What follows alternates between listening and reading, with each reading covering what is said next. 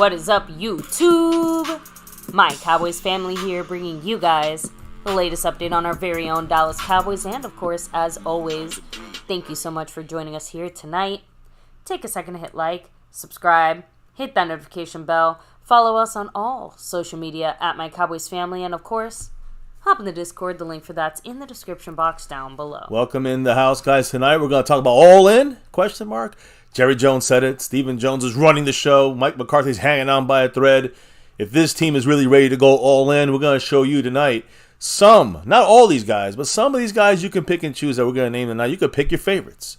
But you can get 2 or 3 of these guys and really solidify an all-in, real kind of move. Not some, let's push the money down 2028 and still hold back the money this year that the Cowboys can make room for. So we're going to discuss it all night in an all-in situation. Of course, there's a lot of updates for the Cowboys here, even though nothing specific. Jerry Jones spoke about soccer today and about the coaches, the coaching hiring process here for the defensive coordinator spot. And there's a guy that's out of the mix for the Cowboys, as you can see in the title, Joe Whitt Jr. We'll discuss it all tonight and more. We're all in.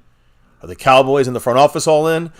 We'll find out definitely this offseason, and we'll show you a little guide tonight on what it would take for the Cowboys to truly have a quote-unquote all-in season. So, baby, before we get rolling, the last night of the week, and I want to make sure we shout out everyone loud and clear because we might have a bunch of new, top shelf memberships here, shelf shout-outs for next week, starting tomorrow, technically, right?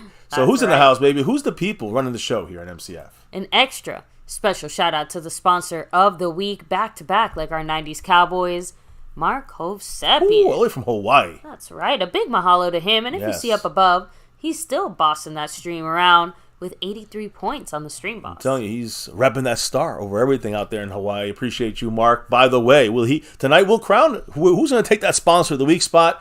It might be a three-peat for Mr. MyCowboysFamily because he currently is a hair in front of everybody else on the boards. I'll explain why. Because we got Snug X moving up in the mix. A good battle going on here for a lot of different spots on the board tonight. We'll see who pulls it out at the buzzer here and late in the fourth quarter here, an MCF overtime session here. So again, much love to Mr. Back-to-Back MyCowboysFamily, another Mr. Back-to-Back, another person repping that star, and he's repping in enemy territory. It's JD from DC, back-to-back membership gifting champion. Truly appreciate you. One of the best ways to give back the love here to us and also to the family in the chat, to give them memberships, the emojis, and more bonus stuff you get from that. So appreciate JD from DC. Back to back. Last week it was 10 memberships. This past week it was 20.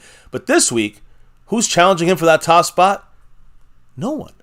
There's nobody who gifted a membership this week. So technically, that's up for grabs, completely up for grabs, to whoever drops a gifted membership or two to some lucky family members in the chat. It's been a whole week. We haven't had a drop in there. So we'll see if it changes or not. If not, then, we'll have no winner on that board, I guess, next week. But JD from DC, he's back-to-back in it so far. And then if you look over to Marissa Sparkle, the queen, sparkling in that Cash App, the Cash App queen. Much love to Marissa Sparkle, a star-level member, and repping that. I think it's the second time she's done it here. So, hey, the ladies also rep that star and also rep that crown here over everything. So I also have to kind of move it over to some of the other family members who are, making a run at this top spot, because we did have Dwayne Broussard with the pre-stream drop, the $4 holler in the super chat side of things. You know what he said? Hit me with it. Go Cowboys. Go Cowboys. Appreciate you, top dog, Dwayne Broussard, another star-level member. And I also want to shout out those that are trying to chase Marissa Sparkle's crown right now, because you have Jason Renfro in the mix. You got McLovin in the mix. You got Stanley Smith in the mix, who was the guy in first place. But now 6 ahead of him, technically. It is Snug X, baby. You know why he's here. Not Snug X Sparkle, Snug X. He is the current leader, guys. He dropped a $20 holler earlier today, I guess last night. Much love to Snug X, who right now is in second place, a little bit behind MyCowboysFamily for the top spot for that three-peat chance as a sponsor of the week. And Snug X is currently trying to grab that crown away from Marissa Sparkle, away from Stanley Smith, away from McLovin, away from Jason Renfro, because he's currently at the top spot right now on the Cash App at the buzzer. So he may try to pull it down. We'll have to wait and see. We'll have to wait and see what happens. But much love to everybody in the house, dropping the love in the super chats. You got it in the thanks button. You can jump into the membership. You have the gifting memberships that no one's done this week, so that spot is fully open. But then you also have 4 other ways you can drop the love to challenge the Cash App Crown side of things, Marissa and SnugX and the others. How can they do that, baby? Of course, you have the Cash App money sign MyCowboysFamily, the Venmo at My-Cowboys-Family, the regular PayPal link, and last but not least, that Streamlabs link lets your comment show up on screen just like a super chat. Hell yeah. And I was able to shout him out. Scorpio, by the way, with the gifted membership. And now we have a new leader on the board, baby. Jason Renfro with a last-minute takeover there. Trying to take over, yes, as the gifted membership king. Starting tomorrow, right?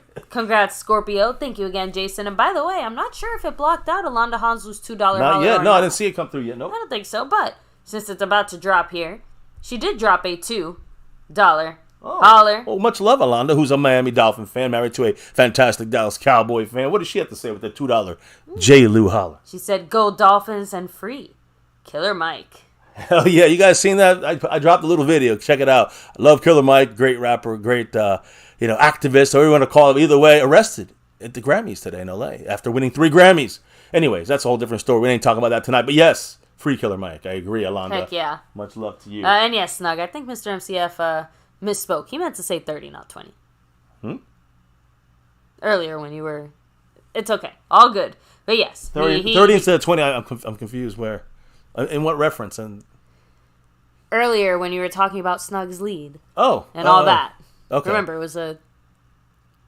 Yeah, he dropped the... Oh, I'm sorry. Was it a $30 holler? Yes, My fault. Yes. The $30... I'm sorry, Snug. You're right. I did misspeak. I want to make sure I know what I'm misspeaking about. A $30 holler, which, by the way, that's why I said that extra that extra 10 put him in first place. But that may be changing in a minute. I'll tell you in a minute here, okay, baby. And there's Alonda's $2 holler there. Yes. Yes. The reason I'm speaking here, number one, we got Jason Renfro, not just dropping it here with the gifted side of things, but he dropped a $2 holler in the Cash App side of things. So much love to Jason Renfro. He said, "Go Cowboys." And then, without further ado, it's the man back in the lead, Stanley Smith, with an $11 holler. And Stanley now goes back into first place on the Cash App board, a little bit over Mr. SnugX. Currently, I think it's like a 7-point lead he's got. 7-point lead over SnugX for the Cash App crownage. Much love to Stanley Smith, who said, "Go Cowboys." He's in first place now there. And yes, on the overall, as I'm fixing this, I'm doing a lot of movement here in the background. Stanley Smith is now has jumped Mark Hovsepian.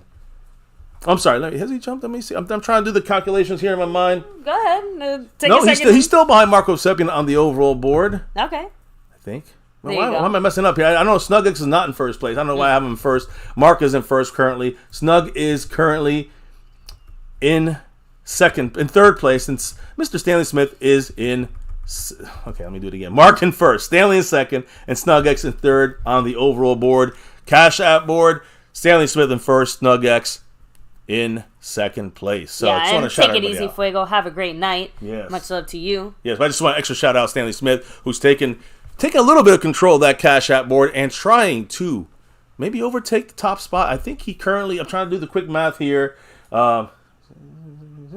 He's 10 back. Easy way. Wait, no, let me make sure he's not 10 back. He's not 10. He is 13 back. Lucky number 13. Okay, Stanley Smith is 13 back on first place on the overall board. Yeah, I was just about to say, Mr. MCF must have been double checking these numbers late last night or something. Yeah, I'm a little behind on things. I'm sorry about that. I just want to make sure we got everything caught up.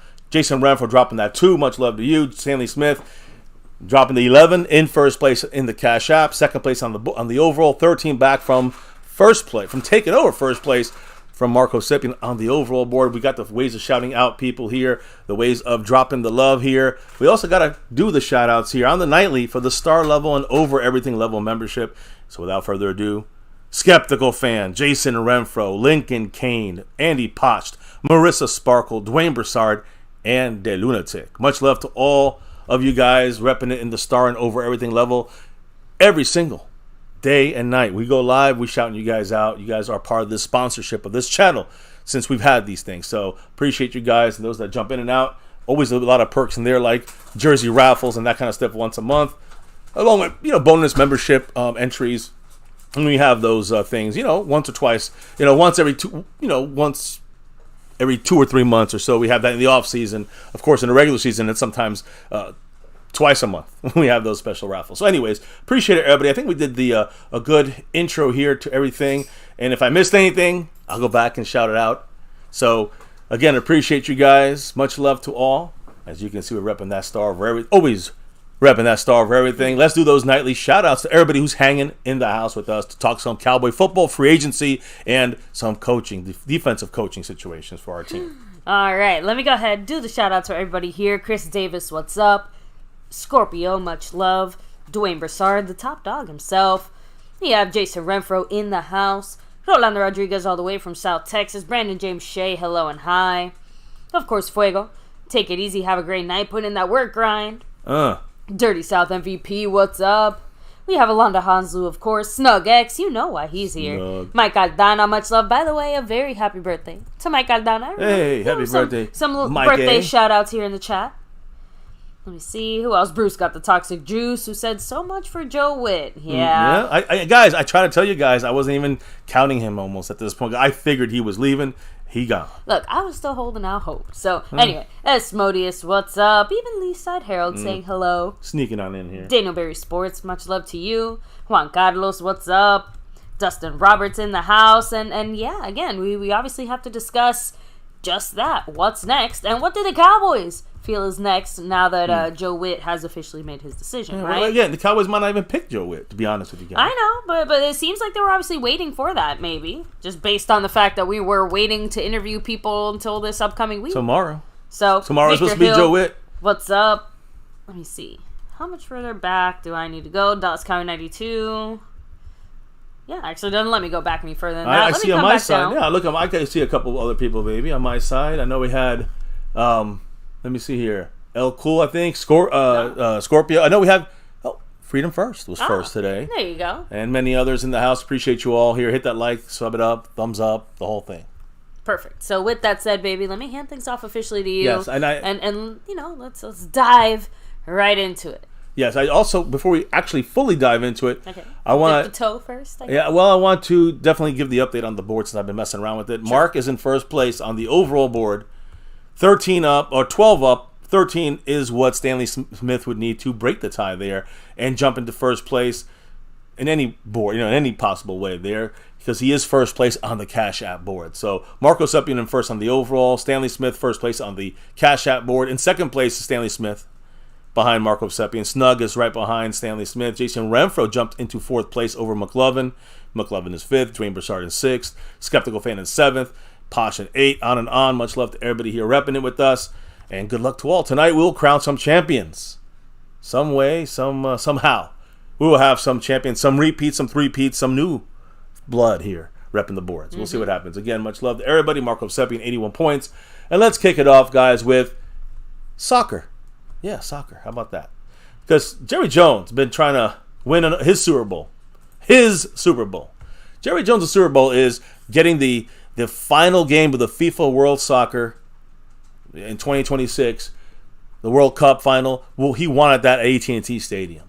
So today it was announced this afternoon that FIFA was in attendance at AT&T Stadium to announce the venue for the 2026 World Cup final and more information on the tournament, on all the games will be played when it comes to North America. 2 years from now, in 2026, this announcement, press conference started at 2 p.m. Central in Arlington. And AT&T Stadium got the answers that we want to know what happened. Well, today it was announced AT&T Stadium will host 5 group stage matches. Those are the team. Those have 4. They have like 4 teams, and only 2 make it to the next round, right? So the AT&T Stadium will host 5 group stage matches, and then 4 more matches from the round of 32. And on, So basically into the semifinals, into the quarterfinal, semifinals. The Cowboys are going to be hosting 4 of those matchups at AT&T, not the Cowboys, but Jerry Jones at AT&T Stadium. So again, from the round of 32 for the 2026 World Cup, the 9 total matches are the most among any stadium in America for this World Cup coming up. The Cowboys are going to host, again, 5 2026 World Cup group stage matches, 2 round 2 32 matches, and 1 round of 16 match. So a true semifinal there. And there's one unannounced match at the time for Dallas, for the city. But the 9 matches in the tournament is more than, there's 15 host cities. We have the most, as far as we as AT&T Stadium has the most games to be played than any other, most games in that city, in Dallas, in Arlington, more than any other city in America, North America. But here's the key, guys. The crown jewel here for Jerry Jones was getting the World Cup FIFA final, the championship game in AT&T Stadium. They've been bragging about it. When we did our AT&T Stadium tour, they were bragging about it. They were talking about how they got it. They gave us a little hint and said, hey, got a little hint. They're going to be doing the World Cup here, the final. Now, we knew the World Cup was coming. We didn't know how many games were going to come to AT&T Stadium. But Jerry Jones got 9 total games in this stadium, but he couldn't have it all because that World Cup final is going to be in MetLife Stadium in New Jersey. They're going to host the 2026 World Cup final. AT&T Stadium will be that one game that's unannounced. Will be hosting one of the 2 semifinal games, along with Atlanta being the other city hosting that other semifinal game. Yeah, but Jerry Jones, and I think you told me this, baby. It was only you can't have all the most games in your stadium, and then also have the final. Exactly, it did kind of come down to a one or the other, and a big decision factor apparently for them choosing MetLife Stadium overall for that final is the lack of public transport in and around the greater Dallas area, you could say. So it really sucks, as I know they've tried a few different things throughout the years to get some kind of public transit going, but had they had something a little bit better worked out, it seems like Jerry might have gotten his way. Well, again, and the other thing I remember is that it's not going to be in New York. New York's going to be tough to get to but it's going to be Jersey, Meadowlands area. Remember, that's where MetLife Stadium is, so it's not as trafficy, I guess you can say, as New York City would be. There's a lot of transportation out there. They have headquarters in New York and all sorts. So look, it makes a lot of sense. It's not like it doesn't make sense, but at least we know Jerry's crying about one singular thing, and like you guys are saying, good to know that Jerry's got his football cap on right now, right? Like all this, all these football deals and things that need to be done. Remember, this is one of the reasons why it bothers us that Jerry's the GM, because he still has other business decisions. And it's not football related. It's football. It's football related, but not American football. GMs have to worry about managing their team. Yeah, not worrying about if the World Cup is coming to your stadium, so you can make more bundles and billions of dollars. So listen, MetLife Stadium is going to host this situation. AT&T Stadium is and Atlanta is going to host. Each of them are going to host one of the last semifinal games there, one of the last 2 there. But the World Cup final will not be coming to Texas. That's a big surprise to everybody in Dallas, a big surprise for Jerry Jones. It's going to be in New York/New Jersey, as I said earlier. And it's funny because Emmitt Smith, Dirk Nowitzki, a couple other Dallas sports face, I think somebody from soccer, someone from hockey, someone from baseball was there. Emmitt Smith said this about the FIFA World Cup final announcement with the decision they made to play the final. He said, quote, "I can't believe we lost to New Jersey." I hate it. I was born in New Jersey, right at the river's edge of New York City. But yeah, I understand what he's saying. Another championship game pursuit for Jerry Jones, and the Cowboys ownership falls short again. We fall short. Jerry Jones This is Jerry Jones's Super Bowl, and you guys talking about GM? Exactly. That's the problem. In his mind, this is more important than the coach we're going to hire, than the players in free agency, than the draft. This was the biggest thing for Jerry Jones personally. And he lost another Super Bowl in a way in his mind. I will say a couple interesting factors before I do a shout out here. A couple interesting, fascinating factors about what's going to happen for the World Cup when it comes into town in 2026. AT&T Stadium will have to officially change its name to Dallas Stadium. Kind of cool. To comply with the FIFA rules for the tournament. The reason why AT&T Stadium can pay all they want.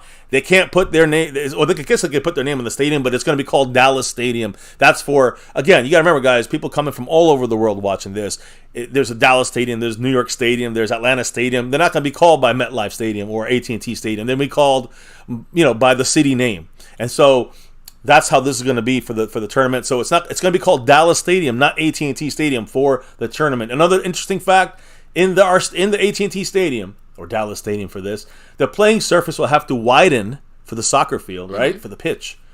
And changed to natural grass from the turf we got there to natural grass. So that's just the you have to do this if you want to have the games played. Which again, at your stadium. We know that AT&T Stadium, Dallas Stadium, for this, right? Absolutely can accommodate that. I mean, they have all sorts of events and things like that there. They explained how they roll out, their natural grass when they need to, and the this and the that. It sounds it's more of the size thing that might have to be adjusted a bit if the field has to be bigger than whatever they already have. Width-wise, it's got to be wider because field is wider than NFL field. So, we'll have to wait and see how it will look. But in the end, 2026 World Cup, Jerry Jones gets 9 games. It's more than anybody else, any other city, but doesn't get that final. That's going to be in New York, New Jersey, Meadowlands. Jerry Jones said after this announcement, quote, "This is a fabulous success. We have 9 games, and that comes out too fast when you say it. It should be 9 games." Like, he's stressing the fact that it's 9 games we're getting here, not 9 games. So it's just the Jerry Jones, clown show smoke fest. 9 times. That's Ferris Bueller. Jerry Jones called the fact that AT&T Stadium hosting these 9 World Cup matches, he called it a fabulous success. He said, quote, "We will act like it's the final game, and every game will act like it's the final game." That's what he said. Okay. He also admitted that there was some disappointment, though, he said, in not hosting the final. So there you go. Jerry Jones breaking down at the end saying, damn it, I wanted that extra little bit there. We'll switch it over here from Jerry Jones to one of the guys that he may be hiring next year. And that's Bill Belichick. He spoke actually today, taking a big ad out. But before we get to that, big shout out right now to somebody who just took over everything here, guys. Oh boy. Oh yeah. And it's Mr. Stanley Smith. Woo! Dropping a $16 holler. And guess what he's doing, baby? Officially, again, Cash App leader. Cash App leader already was in place. Now he's a little bit farther up against SnugX. But he's now first place on the overall board, a hop, skip, and a jump away over Mark Hovsepian. I think he's up by 5 or something over Mark. Much love right there. Big shout outs to Stanley Smith, who might be doing the takeover tonight. Did he say anything with that? Yeah, he said, "Go Cowboys." Oh, there you go. So much love, Stanley Smith. I'm saying he's in first place now, and he's ready to get that crown and the takeover. We'll see what happens. They got Jason in the lead right now with 1 gifted membership. So those are our 3 leaders: Stanley Smith, and Jason Renfro. Those are the 3. We'll see what happens by the end of tonight's stream. So yes, now let's talk about Mr. Bill Belichick and his big comment today from, I'd say comment, his full, again, took out a heartfelt thank you letter to the fans that, and this appeared in the Boston Globe on Sunday, earlier today. What did he say, baby, in his farewell speech to New England? "Nowhere in America are pro sports fans as passionate as in New England, and for 24 years I was blessed to feel your passion and power. The Patriots are the only NFL team representing 6 states, but in reality, Patriots Nation knows no borders. You are undaunted by weather, attended scorching hot training camp practices, and braved Foxborough's coldest, wettest, snowiest, and windiest days. Your thoughtful letters offered support, critique, and creative play suggestions. You watched on TV, the internet, and from your stadium seats. You traveled from coast to coast and internationally. Numerous times you overtook opposing stadiums and were the last fans standing. We loved it. You gave your precious time, resources, and energy to our team. We appreciated it. 6 times you packed Boston by the millions for parades that were truly a two-way expression of gratitude and love. The images from those days are burned in my memory." I'm going to say something. The next statement he says now is one of the best statements he's said in a long time. "You may even have enjoyed my fashion sense and press conferences, or maybe you just tolerated them." And if you know, by the way, he dresses schlubby and stuff, and you know the way he talks in his press conferences like a robot, you understand what he's talking about. Maybe that's coming to Dallas. I don't know. "I loved coaching here, and together we experienced some amazing moments. Thank you all. With respect and admiration, Bill Belichick." So, hey, we'll see if he's coming to Dallas in 20. We know World Cup's coming in 2026. We know McCarthy in 2024. Maybe Big Bill Belichick. And like I said the other day, maybe, Eric Bieniemy and a crew, an all-star crew of coaches, maybe they're coming in 2025 if we can't get a victory. Love or hate him, Belichick was fully himself. Yes. And I always respect that. Always has been. So, yeah, you got to love it. Now, as we're getting closer to Cowboy news. Real quick, Andy Potch to the house. Much Andy love. in the house. Tyrone Church said, give me draft picks. Jump tube, hello and hi. Just wanted to roll it back. By the way, Sorton making a joke saying that explains it all. He's from Jersey. Who, Sorton? Oh, me. Oh, yeah. No, I mean, I don't know. Sorton, like, he's definitely, I think Sorton's from the depths of hell. But, hey, that's just me. Much love, Sorton. We always like to make fun of each other, even though his team really, really sucks. Anyways. Speaking of teams that really, really suck. I wish. Just kidding. We have two teams that are not sucking. They're in the Super Bowl. And it's the Chiefs and the Niners. I just wanted to say, just on that side of things, they both officially today arrived in Las Vegas. Well, the Pro Bowl is finishing up in Orlando. Yeah, we'll talk about that in a minute. The Chiefs and the Niners both arrived in Vegas. The week of Super Bowl 58 has officially begun and is officially underway. Yep. The Niners, by the way, their organization, Niners organization, they are giving every player and coach a Super Bowl gift. It's going to be a Peloton bike and shoes from Peloton. Believe it, I didn't even know they had shoes. I didn't know they had shoes either. Each player and coach is getting this, and just for getting to the Super Bowl. And if you guys are wondering, is that allowed? Actually, it is. NFL rules allow Super Bowl gifts to players under about that $1,700 dollar value, not $17,000, $1,700 or less. You're allowed to give each player and coach a Super Bowl gift from your team to them. So that's why the Niners are doing it. One last thing about the Niners before we keep moving down to NFL news and then our news. Former Cowboy Shavarius Ward. Yeah. Remember we gave him away to the Chiefs and now he's the Niners. Hard to forget. He has played in more playoff games over his 6-year career than the Cowboys have over the last 25 years.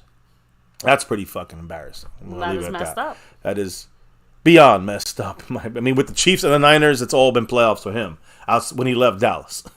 That sucked for us. Now, another former Cowboy, Doug Nussmeier, the quarterback coach we had, a tight ends coach, quarterback coach of the Cowboys. I remember him. He is now with Kellen Moore and the Philadelphia Eagles. He was hired today as the Eagles quarterback coach. I kind of snickered a little bit. They're turning into the Dallas Cowboys over there in Philadelphia on offense. To show up. Yeah, Garrett's going to come in there and it's going to complete the trifecta. the threesome there. Yeah. So actually, I guess Marinelli maybe. Like I don't know. That'd be well. Again, there you got Vic Fangio, but you never know where they stick Garrett on there in that offense. Who knows? Either way, they're trying to emulate the Cowboys. That's just such a random hire. I guess we were kind of confused on we made him our quarterback coach in the first place, but I guess he speaks to quarterbacks. He was because he started off as a tight ends coach. He started with us, but he was in I think Alabama as the offensive coordinator there. Okay. So I'm just saying he has that's why he was he moved up on our side. I don't necessarily doubt the offensive experience. It's just again, quarterback coach. That's the part where I'm like I wasn't a big fan of him with Dallas. Well, Eagles and Kellen Moore, you can have both these guys. I have no problem with that. So Pro Bowl. I don't want to hear shit too much about a Pro Bowl, but Eli Manning and the NFC, he was coaching the NFC. Peyton Manning was coaching the AFC. Eli Manning and the NFC won the Pro Bowl for a second consecutive year. Whoop-de-doo. Eli's 2-0 in Super Bowls versus Tom Brady and 2-0 in Pro Bowls versus his brother, Peyton Manning. I'm kind of here for it a little bit. It was fun for what it is. Exactly. It's absolutely meaningless. For what it was funny. But it's not football, I mean, it's fun times. That's fine. They're having fun, the players. I think the funnier part is seeing how seriously the people involved take it as well. They're, of course it's all lighthearted stuff, but they actually do get genuinely upset that they don't win. They do. But you know why? Some of these guys get paid a lot of money. Some of these guys aren't necessarily millionaires hand over fist. Playing in this flag football game, if you're playing the game, you get paid. Yeah. The NFC, which won this game, gets $88,000 on each player on the winning team. The AFC, the losing team, gets $44,000. I know it doesn't seem like much for a guy who's making millions out there, but some of these guys, Puka Nacua is undrafted. You know what I'm saying? Brandon Aubrey. Yeah. He's not getting that's like a quarter of their salaries. Yeah, that's like $44 million. Or you double. I mean, $44,000. You double that to $88,000. I mean, that's a big difference in winning and losing. So yeah, they all taking part in this. They're getting some of their, hey, and they should get something, right? So again, congrats to the NFC. Not that I really care. The biggest thing about this was, I guess, 3D Lamb. I don't know, because he got 3 TDs for CD in this, flag football game. That's all it was. He had some nice catches, helped the NFC come back and win. But whoop-de-doo. I think Tyler Smith was quite the personality as well. Yeah, it was interesting to see him out there talking with the camera, talking with the interviewers. He was doing all the strength stuff there. You can definitely tell whose first Pro Bowl this is. Yeah. I will give you that because, man, the energy and the excitement from the younger guys versus some of these older guys that are literally just like, damn it, I wanted to be in the Super Bowl. Micah in the game was like, getting in the faces of all the players, going to the first down, doing some dances. They were having fun. That's all. Listen, it is what it is. I don't really care too much about it, but I know what you're saying, baby. It's fun. You know when it's fun to watch it?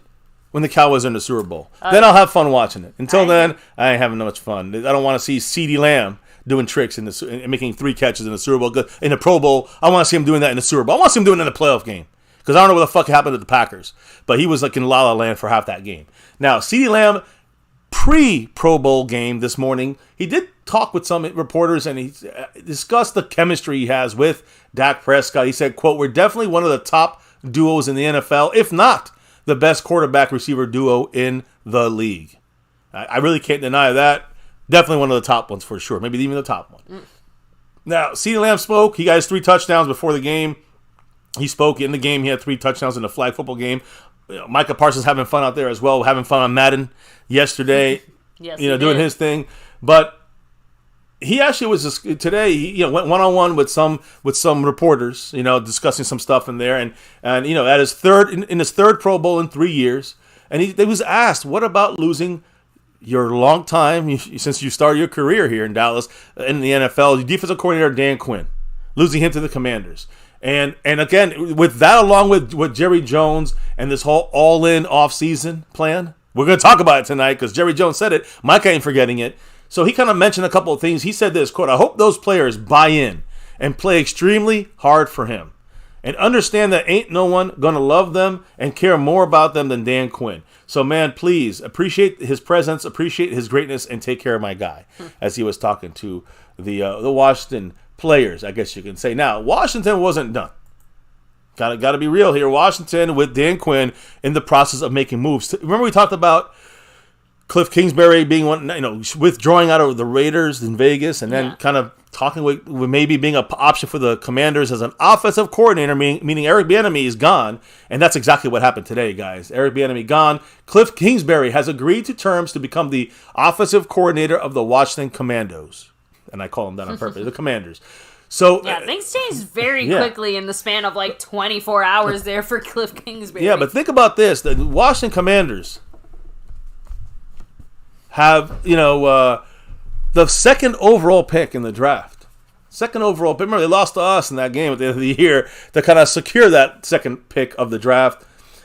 And Cliff Kingsbury, guys, a lot of speculations going out there that the reason why Dan Quinn wanted to bring him into the fold and the Commanders wanted to bring him into the fold was because he's the guy that coached Caleb Williams, quarterback, last year at USC. Williams was a standout quarterback at Gonzaga High School in Washington, D.C. The Commanders, again, he's kind of hometown there.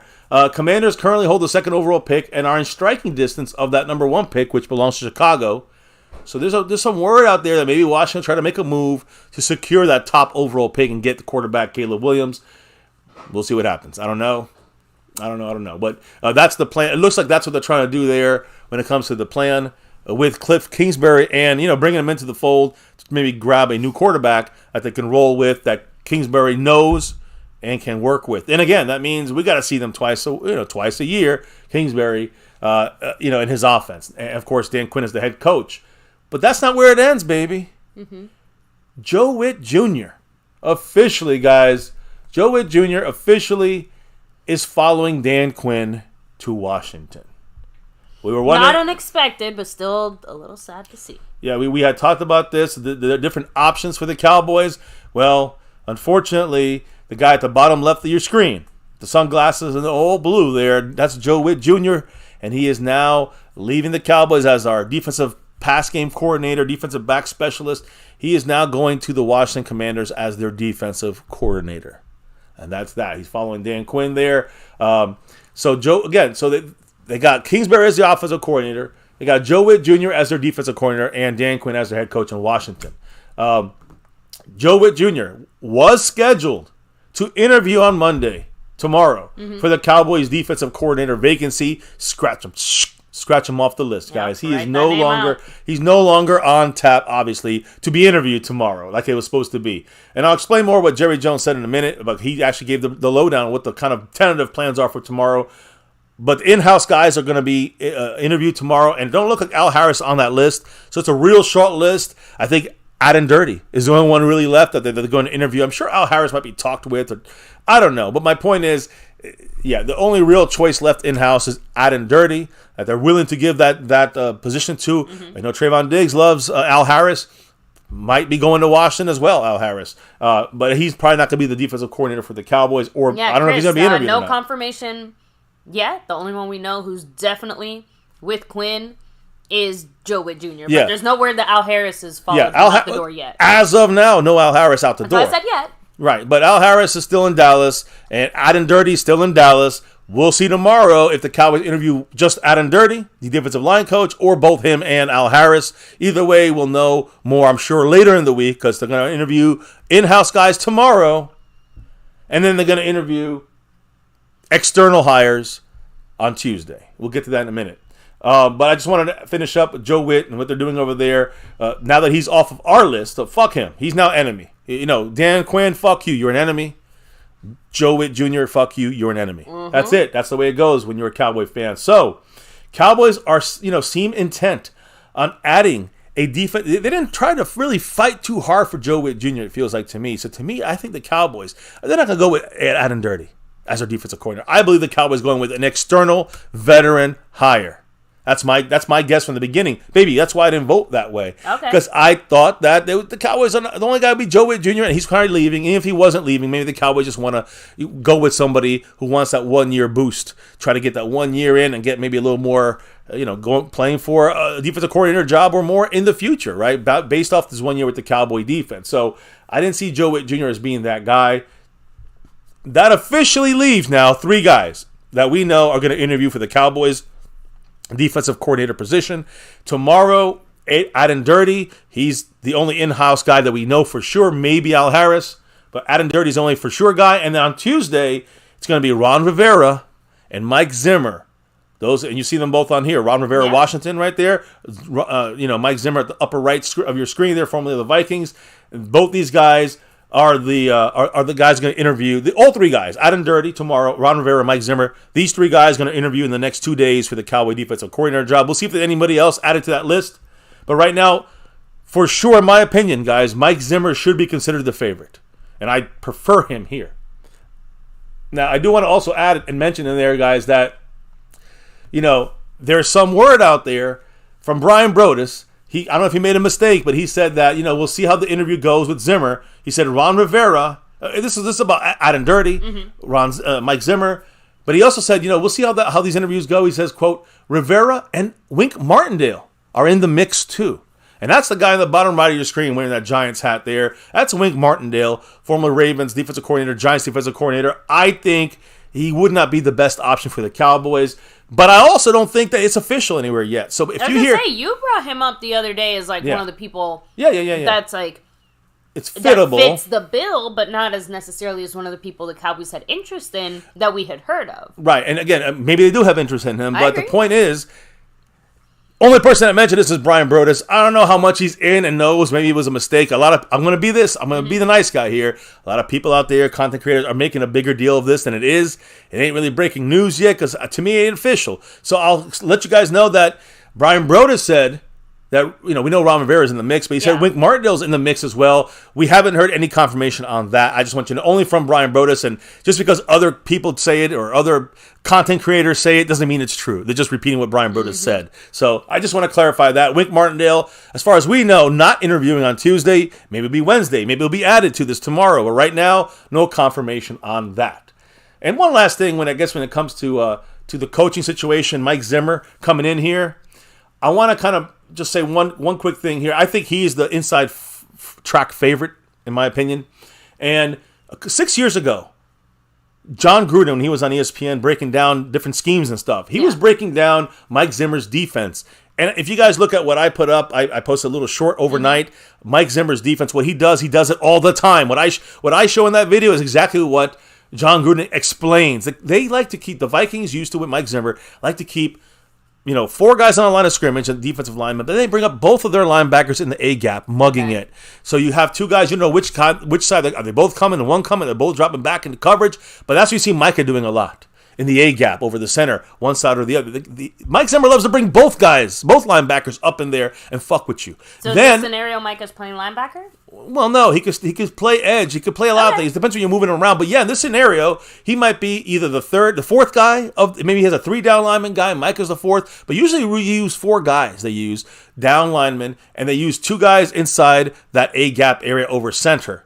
2 linebacker type guys or blitzing linebacker type guys. Micah would be that. That's called a double A package. You know what that does, though? 2 guys in the middle, 4 guys, that's 6. He brings down the safety to play on the line of scrimmage. Donovan Wilson will be doing that job, if this is what you see. And the nickel corner, let's just say Jordan Lewis, he also plays down on the line of scrimmage. So you have a total of 8 guys out of your 11 on that line of scrimmage. Right? And this is usually on 3rd downs. It's called the double A package. It fits the skill set of Micah Parsons and Donovan Wilson fantastically. So keep that in mind. Keep that in mind for Mike Zimmer, because you got a blitzing Donovan Wilson or dropping back in coverage. You got a blitzing Micah Parsons, or some kind of movement with him. It'll be very effective to disrupt offenses. And again, guys, nickel cornerback, if it's DeRon Bland or Jordan Lewis, somebody. I mean, you still got somebody that can do that, can get up on that line, help run support, and also help put pressure if you need to or want to. You have a lot of guys that can do that. That's what he does a lot, Mike Zimmer, on those pressure 3rd downs. And he's very successful in this against Shanahan or non-Shanahan offenses. So keep that in mind. Mike Zimmer is a beast on 3rd down with his defense, always has been. And these pressures are very effective ways of getting great pass rushers, really getting them in the mix and getting them home at the quarterback. Yeah. That is made for Micah Parsons. So to me, Mike Zimmer is perfect for 1 year at Mike and Micah together. I think that's going to be a very good thing. A lot of Mike and Micah. A lot of disguised coverages, which is McCarthy and that too. But we're talking about defense here. We're talking about Mike Zimmer and Micah Parsons. And my thing is here. Disguised coverages, which is what Dan Quinn also did, Mike Zimmer does as well. Double A gap pressure, like I just said, guys, the double A package.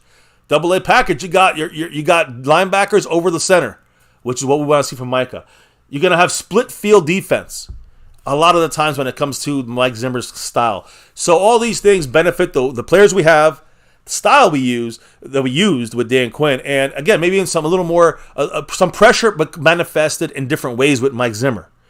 But we have the guys to do that. You got to get a couple maybe run-stopping linebackers. You got to add some other pieces, another corner. But Mike Zimmer is probably your best bet right now. Without Joe Whitt there, to me, that's the way you go. To me. Now, what is Jerry Jones thinking about this shit? Because I can say whatever I want, guys. Maybe you can say whatever you want. You guys in the chat can say whatever the fuck you want. But Jerry also speaks on things. And Jerry Jones said that, when it comes to after this, listen, the first thing is he had just talked about the debacle with the World Cup. He was kind of down on that. So once that World Cup business was attended to, Jerry Jones was asked a couple questions. He spoke briefly about the Cowboys' impending search for a new defensive coordinator after Dan Quinn went to Washington, and now we lost Joe Whitt Jr., right, to Washington as well. So Jerry Jones said that the process is going to start this week, which we knew, in finding Quinn's successor. Interviews beginning on Monday morning, 9 o'clock. Let me explain. Jerry Jones said, quote, "We're interviewing. We're basically planning meetings right now. I won't get into who we're interviewing, but we have interviews beginning at 9 in the morning on Monday." So again, 9 is a number today, I guess, for 9 times. 9. The point is, Jerry Jones got his 9 freaking games at AT&T Stadium for the World Cup. And he's starting at 9 in the morning interviewing coaches for the defensive coordinator job. But he did reiterate he doesn't have a timeline yet for getting this process done and completed. But again, we got a lot of coaches out there, a lot of veteran coaches floating around. No one's taking them yet. So there's a lot of options. Jerry Jones, he does. He likes to plan out his announcements. So interviewing this week, we don't have a timeline of how things are going to get done. But we do know the first interviews for defensive coordinator will be at 9 a.m. Monday morning. He did not divulge the names, but we know Joe Whitt's out. And we know Aden Dirty is definitely one of the interviewees for tomorrow. Okay. So that's a definite thing. We'll see about Al Harris. We'll hear about that after, I guess, if he is interviewing. Or anybody else who interviews in-house. outside candidates are going to be interviewing on Tuesday: Mike Zimmer and Ron Rivera. No Wink Martindale as of yet, but those are the three names we know for sure. But me, Wink Martindale, and others get added, and Al Harris. Maybe they get added by the time we get to Tuesday and Wednesday. We know these guys are maybe in the mix. Right now, it's only three. Jerry Jones does not believe. He does not believe the fact that Mike McCarthy, the fact that he's in the final year of his contract, will impact the Cowboys' defensive coordinator search. And the reason for that is, again, we talked about this the other day. We talked about it the other day, and that is that, if you have a short list, of coaches to come in here, and do they want to sign on the dotted line and become a coordinator for the Cowboys for 1 year?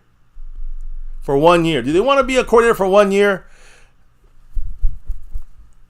Because that's what's going to happen if McCarthy gets fired. That's what's going to happen if McCarthy gets fired. So if he gets fired, the whole crew gets fired probably, because the new coach that comes in, let's just say it's Belichick, will probably want a new defensive coordinator. So again, we hire Zimmer. Will Zimmer be able to fight it out and stay there with the new coaching staff? That's a big question mark. So a lot of teams, a lot of people, maybe defensive coordinators, don't want to come to Dallas. That's the word about this. What did Jerry Jones say about the Cowboys' defensive coordinator search, and how will that impact it with Mike McCarthy on his last year with no extension? He said, quote, "I don't anticipate that being an issue at all. If they take the job, they'll be the coordinator of the Cowboys. They would be looking at that right there and all that goes with that. If they're aspiring, they know there's a chance to be a head coach someplace because the one that just left is." Yeah, and again, Dan Quinn, I'm just going to say this, Dan Quinn just left, right? So, what was Jerry's thoughts on Quinn leaving? And we really haven't heard much about that. I felt ultimately 2 years ago that Dan wanted a head coaching job. So it doesn't surprise me that he's landed a head coaching job. I couldn't look at a crystal ball and see what direction that might go back then, but it doesn't surprise me. The fact that he's got head coaching credentials and been to a Super Bowl. Oh, there you go. And again, talk about Dan Quinn in one way in Washington. You got Kellen Moore now in Philly. We discussed this the other day. We're going to see these guys twice each. It's 4 times total. So there is a Cowboy feeling in the NFC East. It seems like every team, the rest Eagles, of the NFC East is like poaching a bunch of our people. Eagles taking Kellen Moore, now Nussmeier, right? Mm-hmm. You got Dan Quinn over there and Joe Whitt Jr. And those are just the coaches. That's not even talking about whatever players have graced our halls that are now warming benches somewhere else in the NFC East, right? Jerry said, well, there is a Cowboy flavor in the East, right? And they know us pretty well, don't they? But we've always known that there's nobody living that you don't have to learn to play without. And the Cowboys go on. Well, there's your Jerryisms for the day. Any quick comments about this, baby, from you? And also from the chat, but from you first? Any thoughts? At least from me. Jerry basically just lied, which is great. It's fine. He's just trying to imply that, you need to think of all the perks that come with being the defensive coordinator of the Dallas Cowboys. And the last one just turned into a head coach. So, it's like, okay, but what about all the ones before that? You get what I'm trying to say? It's not like anyone's beating down the door for Marinelli to go be their head coach or Kellen Moore to go be, you know what I mean? He's almost trying to imply, if you're the defensive coordinator of the Dallas Cowboys, it gives you a big boost up in your career. Becoming a defensive coordinator, and that's a move up for, if that's a move up for a coach, that's a move up regardless of the team you do it on. Mm-hmm. You get what I'm trying to say? Now, even I don't deny there's some extra perks and extra bonuses, extra eyeballs on you if you're the defensive coordinator of the Cowboys. But I do think it's a little bit silly for Jerry to just dismiss the fact that whoever comes in under Mike McCarthy wouldn't be in danger. The only way that happens is if McCarthy is still here the following year. So it seems like Jerry's implying a little bit of that, or they somehow have the chance to. Well, that's what I was saying about Zimmer. Head coach themselves. No, that's not going to happen. Yeah. I'm saying what I was saying is that I think Zimmer being there as a defensive coordinator, if he does a good job, he's interviewing for 31 other teams in a way, but he's also interviewing for the Cowboys. And if Belichick takes over, maybe he wants Zimmer to stay in town if Zimmer did a good job. So, Maybe Zimmer can go other places, but maybe he won't get the money or the confidence he has already with the Cowboys if he does a good job and the next coach, and I'm assuming the next coach, because if it's not, that means McCarthy won the Super Bowl. But if the next coach comes in and it's Belichick and he moves in all his known crew, maybe he likes what Zimmer did. That's what, and if he doesn't, Zimmer has a job somewhere else or whoever. So, right? but it is a good way of helping. Let's say it doesn't even matter who it is. If he does a good enough job, he can interview for the next coach taking over Dallas. I know. It's very hard for me to believe personally that it's not going to end up like about 85 to 90% of the coaching situations where it doesn't matter who was in the building that was good. I want to bring in my guys because I'm doing things my way. So we'll see. Let me Depends on the chat coach, here. So, now Chris Davis said, I'm hiring Zimmer. I'm not letting him leave Texas. I agree. He's my number one choice right now. I'm not loving it, but it's better than all the others. He's the best at Shanahan and the best against other offensive schemes and Shanahan coaching trees. So he's the bona fide best guy for that. If you want the best for the Shanahan tree, you're going to have to look for Rivera or Vrabel, but they're matched very closely. They're just like 1, 2, 3 together there with Zimmer. But when it comes to other teams, Vrabel and Rivera suck. They suck. And Mike Zimmer, third best of the coaches available. So you take Zimmer. DC Farrell Chasing 6 said, I want a defensive coordinator that's going to use Micah at linebacker until known passing downs. Well, again, what do you think about using him as the A-gap mugger?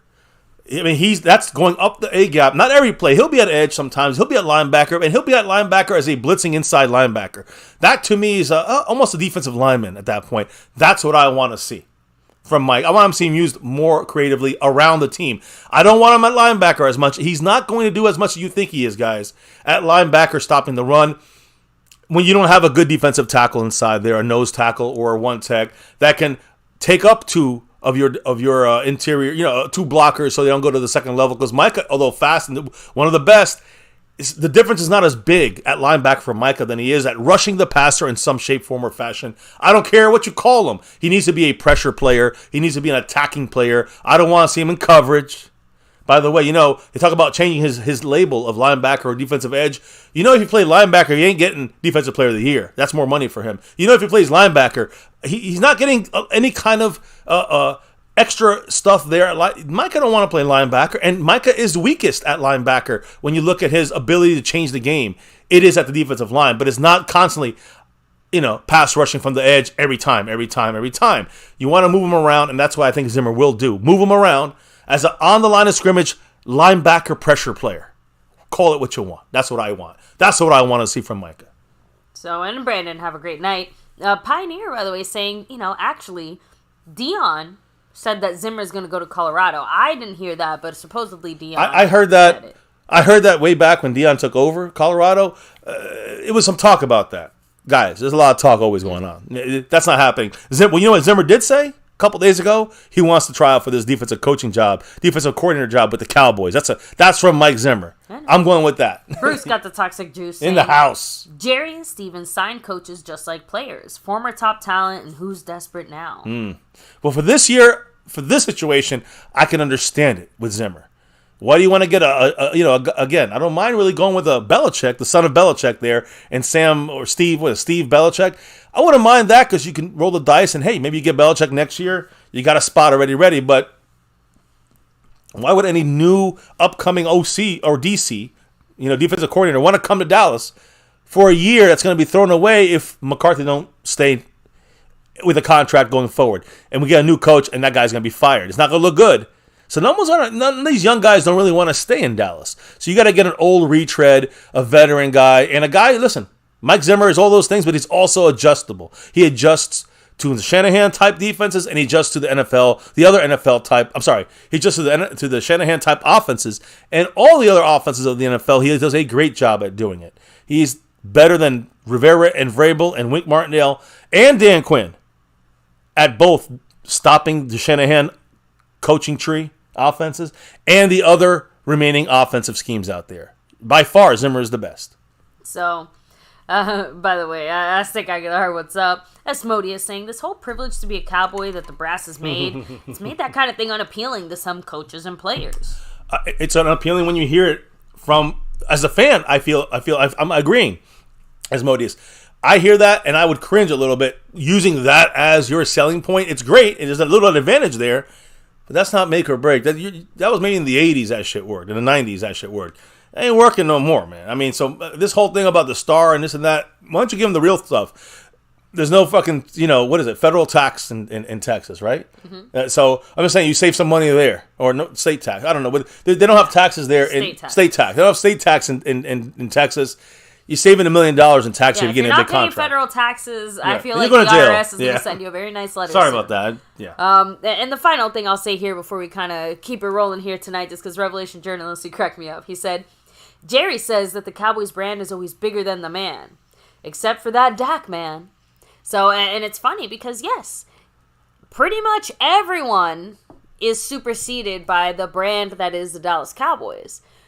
But no player is more intimately tied to the team image than that quarterback. I mean, Jerry's not treating Dak any differently than he treated Rome. Like, when he likes his quarterbacks and, like, those are his guys, like, that's Jerry's guy, because you can't not tie the image of the team to however the quarterback currently is or isn't doing. So, that's the way it's always been. It's always been like that for the Cowboys. It's the Cowboys and then, the cheerleaders and the quarterback. Yeah. And realistically speaking, that goes for pretty much any NFL team. Right, at this but point, in Dallas right? even more so. But in Dallas, yes, even more so, which is why I do think a lot of the Dak discussions end up as heated as they do, because, well, for better or for worse, Jerry also treats, the whole craziness around Dak or his money or his contract or whatever, like he uses that as another chip for attention. You know what I mean? Like another chip he catches in when he wants to get the Cowboys, in the media. But he also, my issue with Jerry Jones is he takes Dak's contract and says, and we're going to talk about it tonight, how Dak's contract, and he don't say Dak, but Dak and all these other, CeeDee Lamb and Michael, these contracts hurt the pie. And that's bullshit. Now, it's not bullshit in the long run. You look at it from a wider picture, you got to pay the piper eventually. But if you say you're going all in, go all in. Don't do the same thing you've been doing and telling us you're going to go all in. Because you can we're going to talk about it. That's the last thing of tonight, guys. It's a quickie. I'm on my last thing, but we're going to talk about a lot of free agents. If you're serious about the Cowboys going all in, Jerry, then go all in. Dak's contract does not hurt us a bit this year to go all in. I don't hear no one doing some dumb shit, saying some dumb shit. Dak's stopping us this year from winning a Super Bowl or signing players. That's complete horse shit. Because the only person that would be holding us back from trying to go all in this year is not Dak. It's not CeeDee Lamb or Micah Parsons. There's just two people. And then the motherfuckers running the show, the clown fucking show. Jerry, he's feeble and old now. It's Stephen Jones running the show. But Jerry Jones said we're going all in. So go all in. Stop using Dak Prescott as your excuse.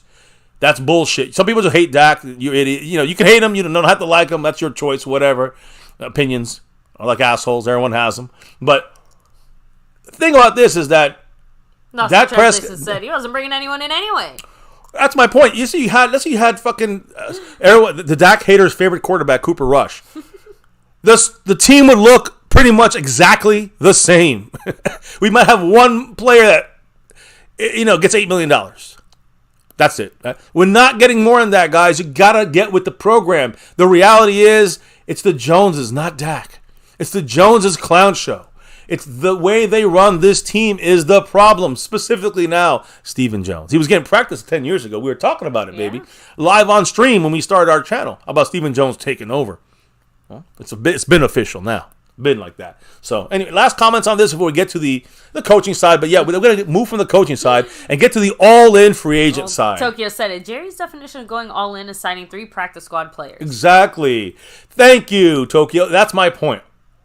People think that it's Dak. It's so stupid. It's not Dak. I'm going to show you that. So, no, let's do it, baby. Let's talk. Like I said, let's do a little football math here. All right. So, get your calculator out, baby. All right. Because well, actually, before you get there, okay, let's start with 2 players on our team, our own team. Listen, there's going to be a lot of free agents that on our own team that we have to think about signing or not signing. They'll be the first ones up if we want to keep here. Just I'll read the names to you guys real quick, but keep in mind most of these guys are not staying. Tony Pollard gone. Stephon Gilmore, we'll see. Dorrance Armstrong gone. Tyron Smith, I think he's here. Tyler Biadasz, and we'll talk about that. J-Ron Kearse, gone. Jordan Lewis, gone. Dante Fowler, gone. Noah Igbinoghene, gone. Neville Gallimore, gone. Jonathan Hankins, hopefully somehow stays. Not gone. But Dan Quinn's over there in Washington. You never know. CJ Goodwin, hopefully he stays. Cheap player. Yeah. Chuma Doga, probably gone.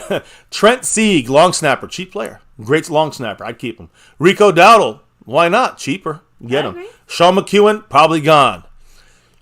Not really many big number names there. Big name contracts. We have to really worry about too much there. And just so you know, but let's do some calculations here real quick. Because first and foremost, get your calculator out. Okay. Let's start off with the guy everybody loves to hate, Dak Prescott. Now, he's hitting this cap this year, $59 million. Okay.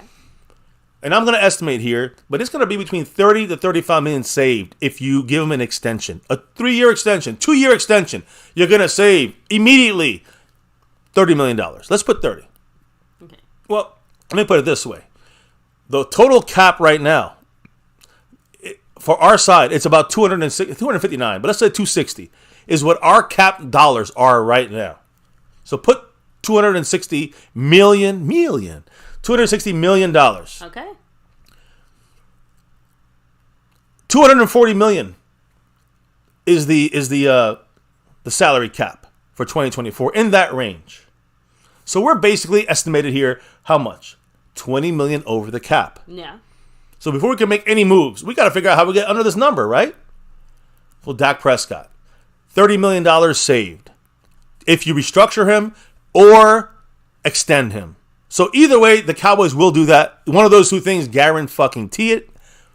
So take out $30 million. Subtract 30. $30 million saved. Now we are $10 million under the cap. Bam. Just like that. $10 million under the cap. We can go crazy now, right and wrong. We got to make more room because you got draft picks, which are going to cost you probably around $7 million this year. So add in the $7 million, baby, for draft picks. Okay. Just to estimate. And then you're going to re-sign some guys from your team. Of course. So let's just start off with Tyron Smith. Okay. All right? Just assuming the Cowboys keep Tyron Smith. His contracts looked about $7 million this year. Okay. So add another 7 on top of that. All right. And again, actually, you know what? Subtract the 7. I'm sorry. I shouldn't say that. Okay. Because, guys, it's not going to be $7 million this year. It's going to be like $4.5 million this year. Okay. Let's say $4 million is the way it's going to actually hit on our cap. All right. So $4 million. Then? Yeah. And listen, if you want to, Tyler Biadasz is a question mark for me if the Cowboys will keep him or not. But let's assume the Cowboys keep him. It'll be 7 per year to keep someone like him, similar to Tyron Smith, maybe a little less. The point is, it's estimated at 7, but Let's go with the higher number. But let's just say it's another 4, because the cap is not going to hit for 7 this year. True. So it's another $4 million on the cap. We just figured out our offensive line for another year. We'll probably draft the guy. I'm just saying, those options are done there. Then let's make the moves to kind of open up some space. Where are we at now? We're at $245 million. So now we're back up 5 over the cap. But here's the deal, guys. Michael Gallup cutting him, you can bet your ass going to happen.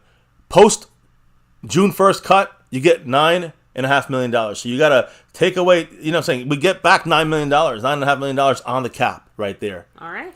And now we're at 235. We're 5 under again. Leighton Vander Esch, Cooper Rush, you cut both these guys, $5 million. So you get another $5 million on the cap there to save some money. All right. For the Cowboys. We're at 230 right now, more or less.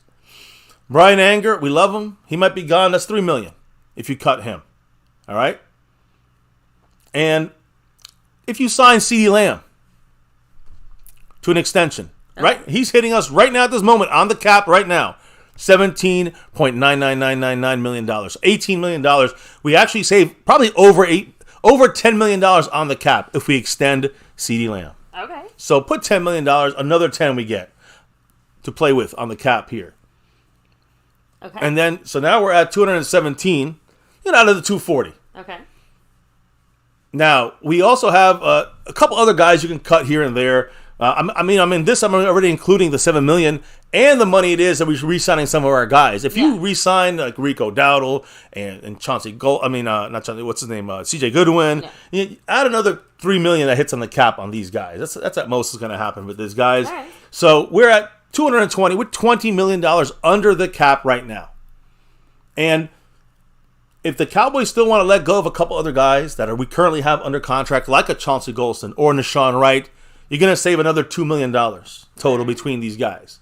All right? So the only other move I would say the Cowboys could do, if you really, I'll hold this one off a little bit, is a DeMarcus Lawrence cut. Post June 1st is $10 million. But we're not going to do that yet. We'll play with that in a minute. The bigger thing is Micah Parsons. We just talked about CeeDee Lamb getting a contract. What about Micah Parsons? Because Micah Parsons would actually give us no hit on the cap if we extend him. Okay. Whatever the hit is right now, $8 million, whatever it is, it's going to be around $8 million, the cap hit for him this year. Even if we extend him, that's not an issue. So we basically got our team. We signed our guys we wanted. We got our rookies paid for. We got everything kind of done here when it comes to, the guys we want to keep with and have every single excuse. Scrubby players. We got our practice squad filled up. We're gonna have about $215 million out of the what's 240 minus 215? $240 million on the cap. 240 minus 215. Okay. And that right there, just 240 minus 215, that gives us $25 million easily to play with right now on the cap after everything. And let me just add one last thing here. Again, DeMarcus Lawrence. You got 25. If you want DeMarcus Lawrence's money, you get $35 million. But you got to fill in the DeMarcus Lawrence spot, right? So, guys, mark it down in your books right now. With the way old MCF just broke this down, you're going to have about 25 at the very least. $25 million to play with. We had $20 million this year. We didn't use that money. Yeah. That's called not going all in. We have 25 next year, this upcoming season, and we don't use it. The clown show is not going all in. So now you got $25 million to play with. If you want to go 35, you want to open up another 10 with DeMarcus Lawrence, you got $35 million to play with under the cap, after the moves, after everything, after Dak's contract, after CD's extension, blah, blah, blah. Any thoughts about this? I mean, Scorpio said that's not very much. Really? Well, how do you say? Again, let me do this. The Cowboys take $5 million, and they usually save that for the season. So, to be fair, $20 million is what we get. $20 million after you signed your own players, did all the contract extensions. That's a lot. That is a lot, sir. Now, you're not going to take that money, guys. You're not going to go out there and just buy every big name you see out there. That's not going to happen. Never going to happen. Never was going to happen. That's definitely enough to get you two bigger names than the Cowboys maybe have ever gotten before. If you want to, I'm just saying, and still leave some money left over for a more reasonable Cowboy free agent. Well, here we go. And again, anybody else say anything about this so far? Because I like to hear Scorpio. Well, I want to say $20 million. That's after every single charge, guys. We might cut other guys. That might open up more money that I'm not even talking about. But I'm going to be very, very conservative here. All right. So now, unlike me, conservative, $20 million to $30 million. We will have definitely open. $20 million if we keep DeMarcus Lawrence. $30 million if we get rid of DeMarcus Lawrence. To play with after everyone's paid for, rookies, money saved, our own free agents, money, contract extensions, all that stuff. 20 to 30 million. Sledhead50 said, "I'm not paying Parsons history money for a tweener. Come on." Again, that's not the question. I don't care. That's not the question. That's not the problem. If we were to extend them, it does not affect the cap. That's all I'm talking about. I'm talking about all in this year. I'm talking about next year. You don't have to pay Micah his extension this year. Whatever. I don't give a shit.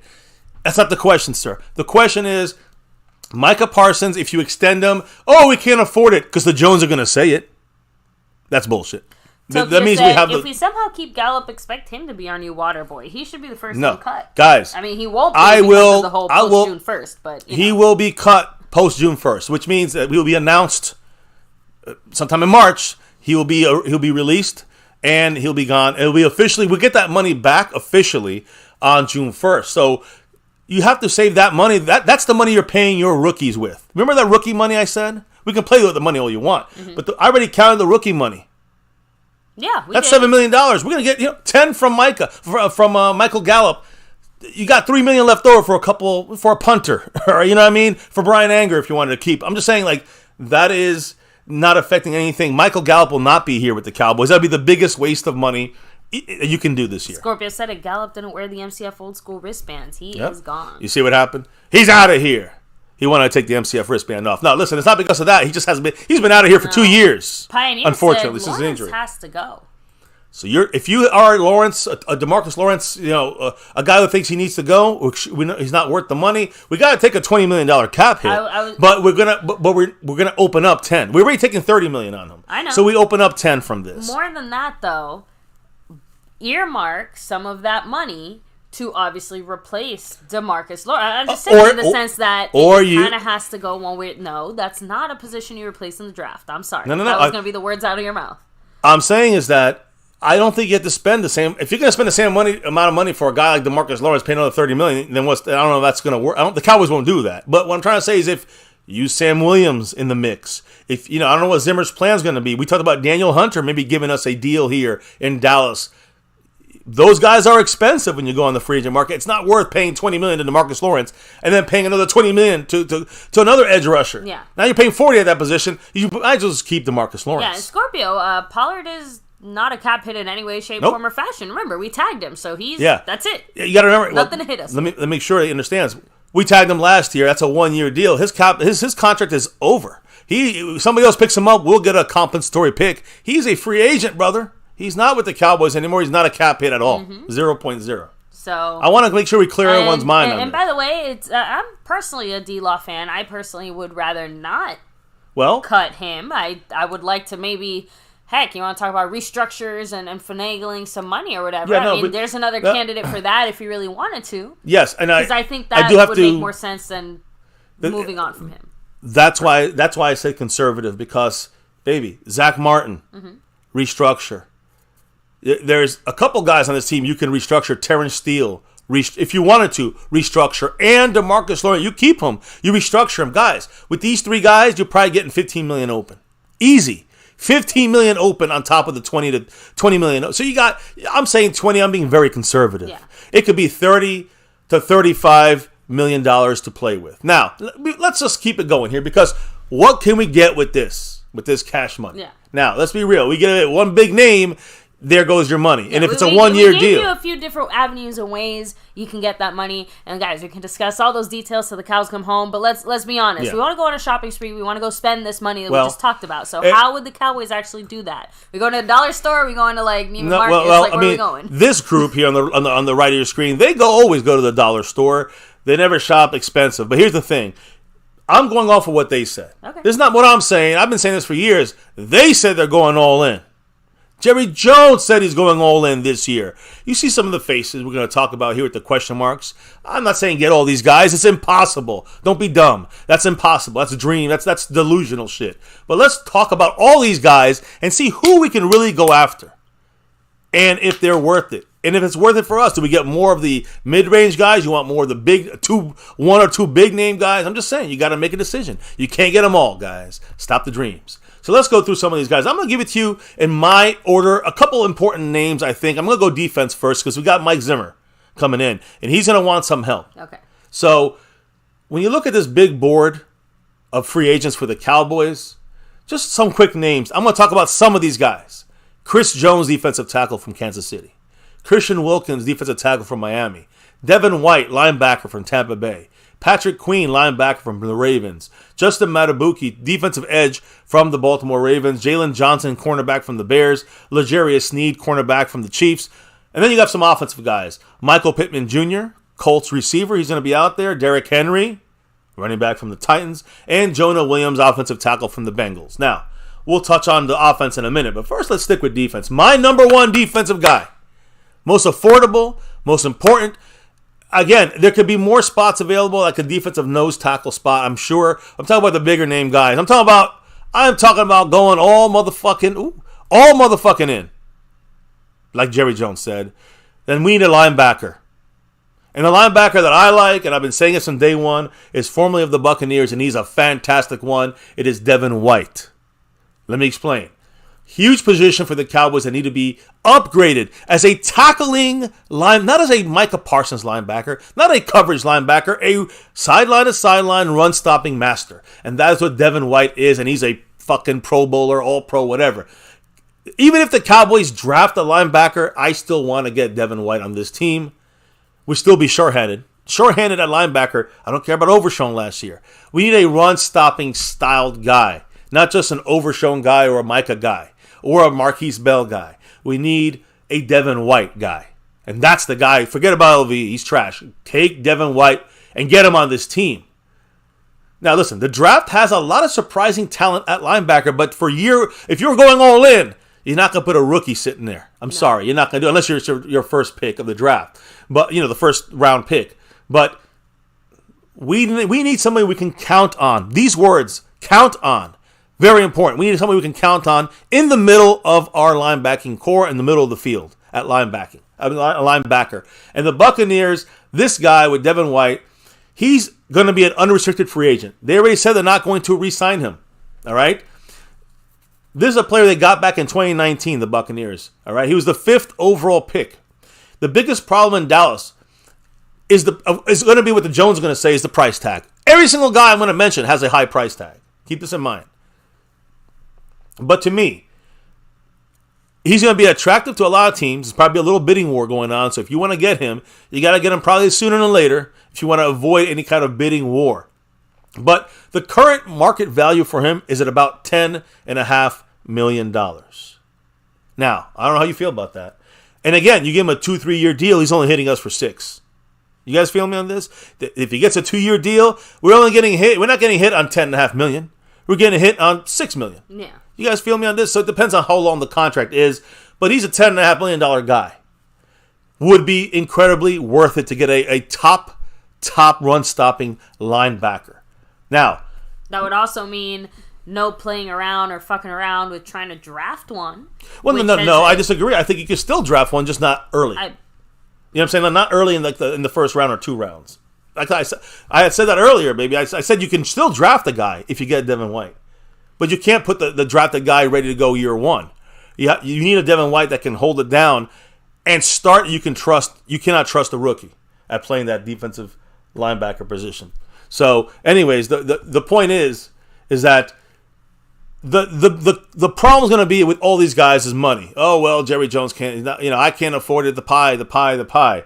Listen, the Cowboys, I think themselves have devalued the linebacker position. I don't know what Mike Zimmer or whoever comes in is going to think about that. But we'll have to wait and see. I think linebackers and safety is very important to Mike Zimmer with the way he plays his defense, with the safety on the line of scrimmage, linebackers in the A gap. And Micah might be one of those linebackers. But my point is, not every time, but he may be in there sometimes. So we'll see if the Cowboys are scared of maybe spending too much money at linebacker. That's the only thing that I think would scare the Cowboys away from someone that they should get, like Devin White. But that is our biggest struggle. Our biggest need is the lack of linebacker depth and the ability to stop the run with our linebackers. Of course, you still need a good defensive line to help the linebackers. That's you can never leave that out. But Devin White is a sideline-to-sideline linebacker and would address the Cowboy issues immediately.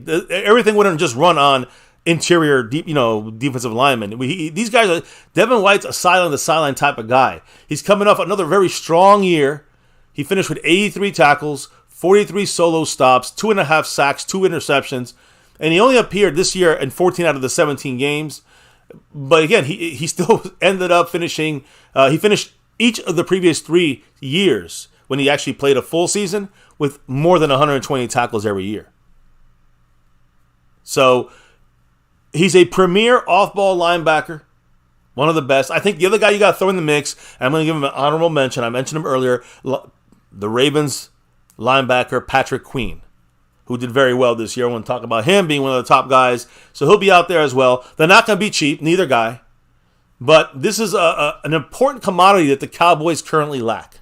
So if you want impact now, not with a draft pick, if you want impact now, in fact, if you want to go all in, like Jerry Jones said, you got $25 million sitting right there. You throw 10 at Devin White, you're at 15. And if you get him on a 2-year deal, 3-year deal, just an example, right now you'd actually end up, having more than enough money to cover, his cap hit this year be $6 million. So again, Devin White, without question, is one of my top names on this list. I do want to make I'll wait till I get to the offensive side, but there actually is another way of opening up about $8 million if the Cowboys cut Brandon Cooks.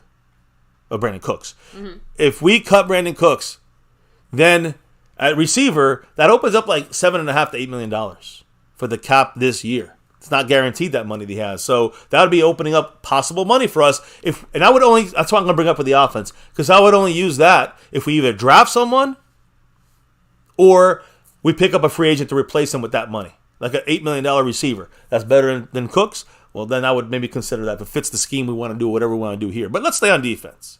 Because what's going to happen if we go all in and we don't have a cornerback? We got Trayvon Diggs, we got DaRon Bland. We want to keep Bland in the slot, in the nickel cornerback spot. So we need an outside cornerback. And Stephon Gilmore, he's set to hit the market. All right? And he can do so. Like, we kind of always knew he was here as a one-year type of guy. Yeah, one-year traded guy. But would it be worth trying to get him back?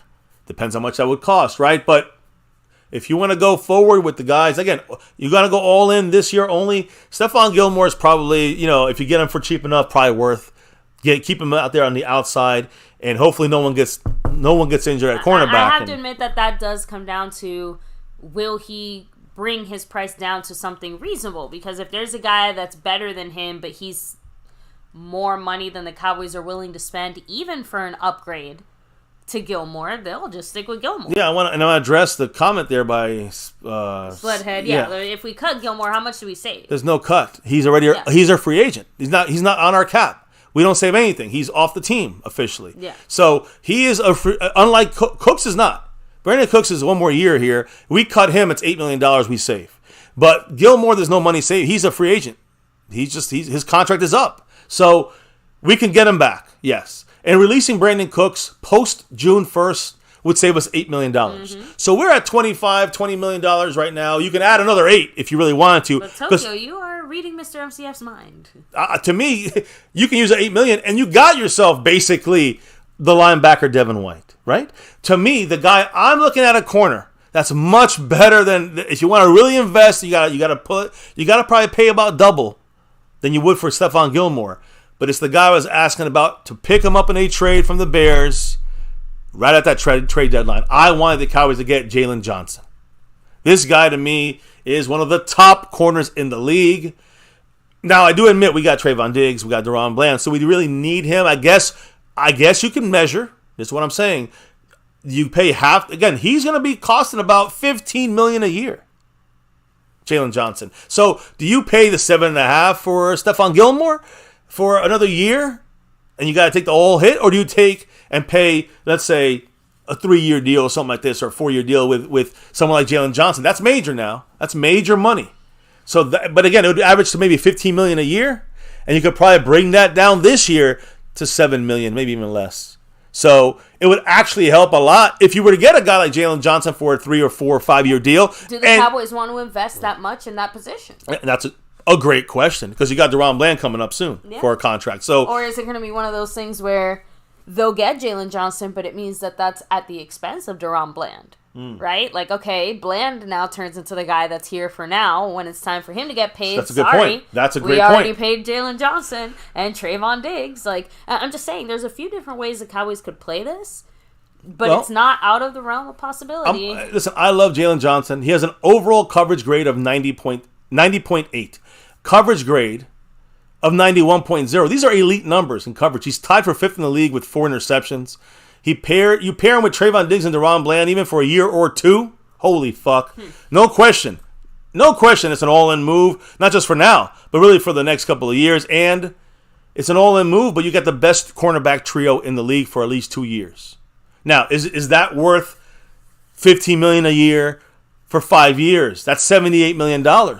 $75 million. I mean, that depends. I don't know if the Cowboys want to do that, but if you want to go all in, then you know what all in is? Honestly, I'm going to be real here. It's actually Stephon Gilmore for half the price. Now, I love Jalen Johnson, but it's not all in if you get Jalen Johnson. Jalen Johnson is an all in, exactly what you said. That means DaRon Bland's on his way out. Woo! You know who's on his way on the board? This Gotham guy with that $10 holler right on his there. way in with that $10 Ooh. holler. You know, he said, "Hit me with it, baby." The Gotham guy. I know he's not a free agent, but Aaron Donald made no secret he'd like to play for the Cowboys. His contract is $65 million over the next 2 years. Yeah, if a trade was offered, like a second-round pick, should Jerry do it? It won't happen. Too much money. Too much money on that situation. Now you're adding another $30 million hit. Yeah, you could break it down to like 20, but now you basically can't make any more moves. If Aaron Donald wants to play for the Cowboys, he'll have to wait until his time is done in LA, and then loses some of his ability. And then seriously, like it's not even about losing his ability or not. Just that the only way I see that actually happening is if by the time he comes to Dallas, like he's coming on his like last hurrah. You know, we're doing the final tour here for Aaron Donald type of shit. Let's be real. So, I just don't see it happening because Jerry Jones would not waste draft capital, and then on top of that, your entire salary, cap space you have for this year. Yeah. And like we barely talked the Cowboys into just drafting a guy at that position. Yeah, even for making Aaron a trade Donald, like that, I can't see Jerry just turning around and saying, "Sure, let's go spend bucketloads of money and like draft capital." That's also the other. That's death killer knell. there. You know, we hold on to those draft picks like they're made out of gold. And you know what else? I mean, with a defensive coordinator like Zimmer, let's just say, or Rivera, or whoever, for a 1 year guy, they're gonna say, all right, let's get Aaron Donald and give up the whole team. Nah, they ain't gonna do that. So I hear what you're saying. I would love dreams to come true. That ain't happening. The final point I'll make, and real quick, this is just a question to the chat in general. I'll toss it back to you. But when we're talking about going all in, do you guys see that effort more on the offensive side of things or on the defensive side of things? Do you get what I'm trying to say? Are we going more all in on offense or on defense? Because to me, I mean, I guess defense is the place we need to go a little more all in if you want to get down to brass tacks. I started with Zimmer or the defensive coordinator because we don't really know until we see who comes in. But I agree, but it seems like the defense is the one that needs a little bit more hand-holding at the moment to get them. Well, with the way they played in the playoffs, we need something there. Coaching and player upgrades. You know, we know about some of these guys like Fowler and Armstrong. They're going to be gone. Yeah. You got to replace these guys with better guys. You know, so my thing is... Chad agrees, by the way. Defense for sure. Yeah. Defense. So that's why right now, if you give me the names I gave you, I think, I would love, Devin White and Jalen Johnson. I would be ecstatic if those are our two defensive moves. The reality is, I would love Devin White. I think he could still be a real deal possibility. I feel like Devin White isn't as somewhat real. Like it's towards like all the way at the top. Yeah. But it's still within the realm of possibility. It does seem like Jalen Johnson's asking for a lot more, too much from our front especially office. From our positioning situation, right? Because a pure off-ball linebacker, we got no one who gave it LVE. So this would mean a major upgrade at that position. While I don't count Micah there. While you look at the cornerback spot, and if you're going all in, do you go all in on with a known mindset, you're going to not sign DaRon Bland. Okay. Like that's the all in. I don't know if that's all in. To me, all in, and it's for this year, not for 2025 or 2026. That's why I feel like in that sense it's this that year. the Johnson move would be more of an all-in move because of that. Well, it's not even about the position or not. It's just because that's the point. Just in the contractual implications that lets you know we're trying to do stuff for right now. We're not necessarily trying to focus on, but in a year or two, when it's time to pay DaRon Bland and then this and that, you get what I'm trying to say? But Jalen Johnson, Jalen Johnson would make it a this year move for now, but knowing we're going to get rid, because he's not going to come here for a 1 year deal, baby. He's coming here for a 4 or 5 year deal. I know. That means we got Diggs and him locked up for unbelievable contract money for our cornerbacks. That means DaRon Bland's not staying here. I'm just letting you know. I mean, so I agree. But look. Then that's the only way it's an all-in situation now, as DaRon Bland becomes the expendable one. Like I said, just because it does two things at once doesn't mean that the original thing isn't true. The point. But it still is absolutely a right now move.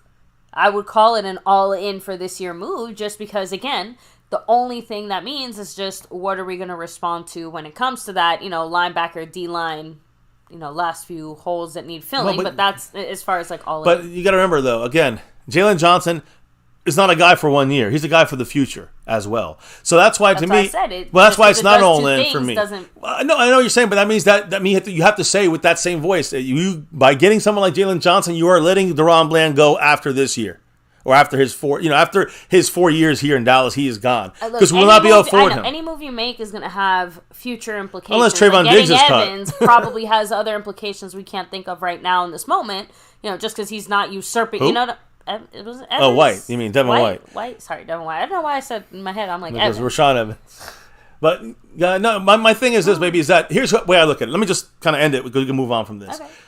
But Jalen Johnson, if you get him for the long term, he's a little more long term. He's a little more. I'm looking about signing the guy. You're getting him for a bunch of years in front. And yes, this year you're going to only pay $8 million, $7 million on the cap, not 15 or 16. But in the future, you got to pay that back. Yes, that is an all-in move in that way. But that also means that DaRon Bland is probably gone when his 4 years are up. Or even Trayvon Diggs' contract gets to a point where you can get out of that contract and you keep DaRon Bland. My point is, the other option, which I don't know what you think, baby, but would you call this an all-in move as well? Saving some of that money maybe for another position. Okay. And getting Stephon Gilmore for a 1-year deal. I'm saying, to me, that is a all-in deal for a lot cheaper. As long as that money... A more realistic one. Again, as long as that money is spent on another... Like, let's say, for example, in this scenario, instead of Jalen Johnson, we keep Gilmore, but then we go after Devin. Okay. That still fits the bill. That's what I'm saying, exactly. Right? No, well, like I'm just saying in the sense of we're still falling into the all-in. What I would consider going all... Yes, maybe either way, we're all in. Either way, we're all in, yes. Maybe with a better player with Jalen Johnson, a better player that will take us to the future. I just don't know. I can't see the Cowboys paying that kind of money to Trayvon Diggs and Jalen Johnson. And just even a rational move. To me, an all-in deal means a 1-year deal for a guy now, right? Or 1 or 2 year deal for a guy now. And that would be Stephon Gilmore, who we would get back for $7 million or something like this. I know, but it's hard to feel like signing Gilmore is anything of an... Gilmore is not an all-in move. Gilmore is a maintaining move, so we can sign the guys that are the all-in moves. All right, that's how I see keep that. That on the back burner, because that's about double the money. You know what I mean? Like when it comes to the contract. So right now, I'm all in on Devin White. I'm all in on Devin White, our linebacker, to come in there. We don't have anybody at that position that can play that style position. Jalen Johnson, Stephon Gilmore. I love Jalen Johnson better, but I understand there's money implications there. So you got to keep that in a realistic mindset. But hey, if we can get him too, the problem is we won't have much money left for many other guys. Most teams won't sign all these names. They'll sign one of these guys. Now, speaking of a guy we definitely won't be able to sign, but I'm going to bring him up real quick, is Chris Jones. Because you're going to see him in the Super Bowl. We're talking about defensive tackles that really make differences here. A premier defensive tackle like Chris Jones of the Chiefs would make us a top run-stopping team in the NFL. You have to pay that Super Bowl premium. Oh, hell yeah, guys. Again, we just used a first-round pick on Michigan defensive tackle Mazi Smith.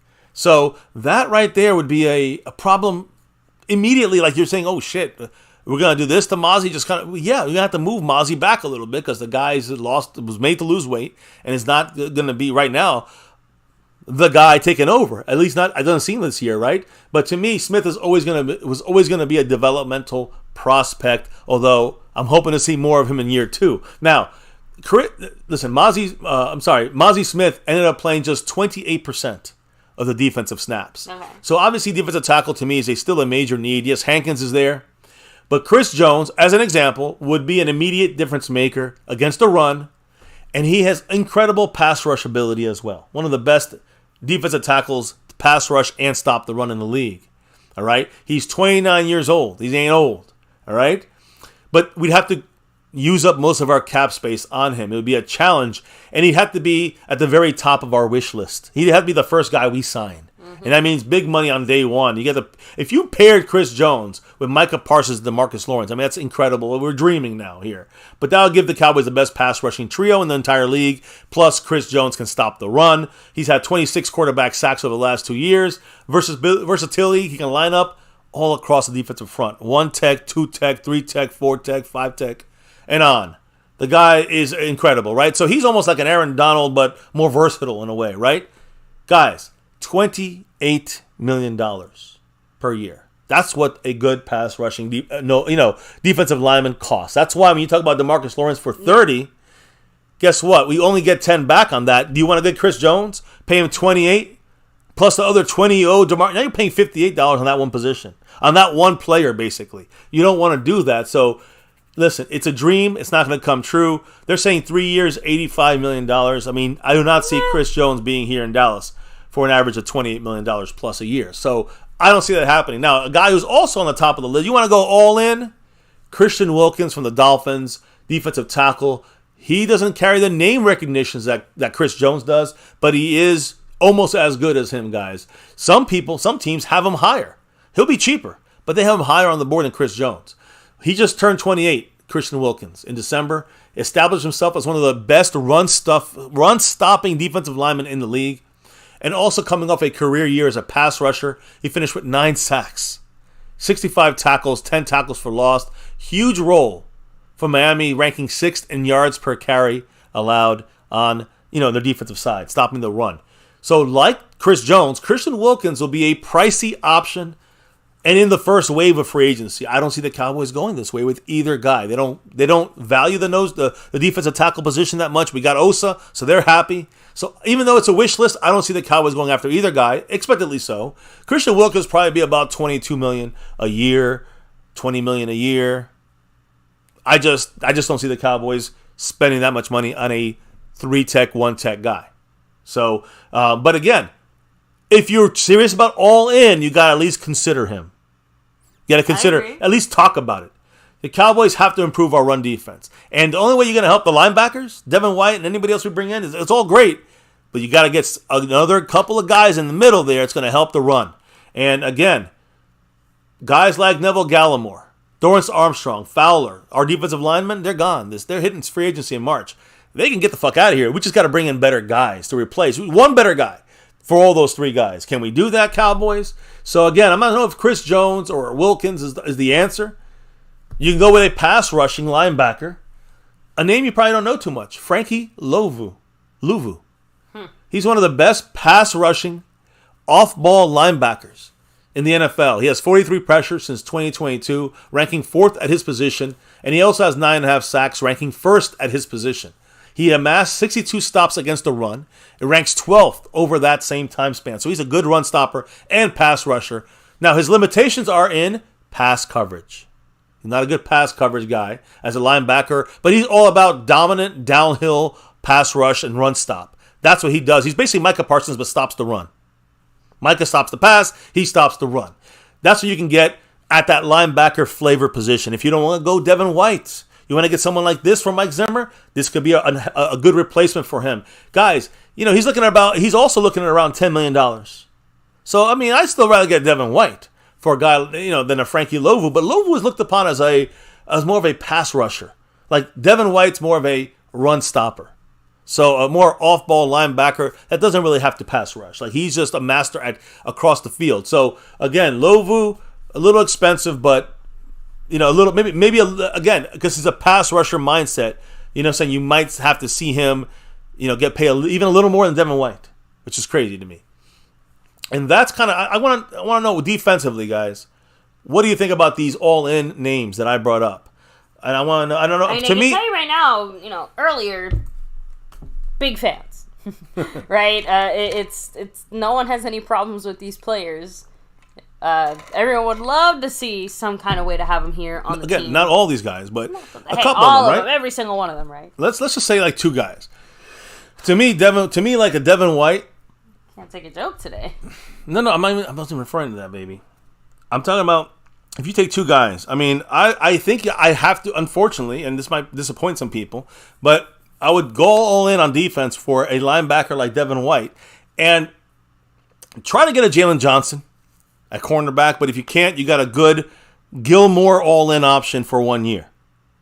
How's that sound to you guys? Defensive tackles, to me, is still a big question. Matabuki and other guys, you can still find these guys at around the $8 million range. So I would focus on lost in those translation guys. Adding in there, too, Is Mozzie going to be a fatty or not? Like, the direction we're taking Mozzie impacts a few of these discussions here as well, right? It all comes down. You know what it comes down to? Pretty simple, guys. one person, and we don't know the name yet, the defensive coordinator. How do they feel about that nose tackle spot? Who else they want to bring in here? How important if Zimmer comes in and wants a big, if they're going to go all in, they got to go get an all in defensive tackle to help stop the run and help on that side of things, and that means Mozzie Smith will have to fatten up again. In my opinion, this is if the Cowboys want to go all in. If they want to fuck around, just keep doing what you're doing. Don't worry. By the way, that concerns me, Tokyo, because the thought of Sam Williams having more responsibility in this building is not a thought that makes me excited. I want it, and we may have to do it. Yeah, I mean, performance because and he's a second-round pick. He's been doing better, but man, he makes such dumb, boneheaded mistakes. It is hard to look past that. He's one of our most penalized players, I think, this special past teams year. And defense. So he needs to get better, but he would be taking over for DeMarcus Lawrence if we let Lawrence go and get 10 million. But you know what? I'm still going to hold out some hope because it is a discipline issue. And that, to me, hopefully means that there's a way we can coach it. He's probably always going to be one of the more penalized players on our team. I'd like to see his overall numbers go down. And I can live with that. You know what I mean? Yeah. Like, let's not pretend that he's just going to wake up one day not making dumb mistakes or not committing these penalties, because that's just not going to happen. I agree. No, I agree. As far as all these players, again, to me, the only one, even after all those names, the only one that sticks out to me as a possibly even halfway realistic one is Devin White.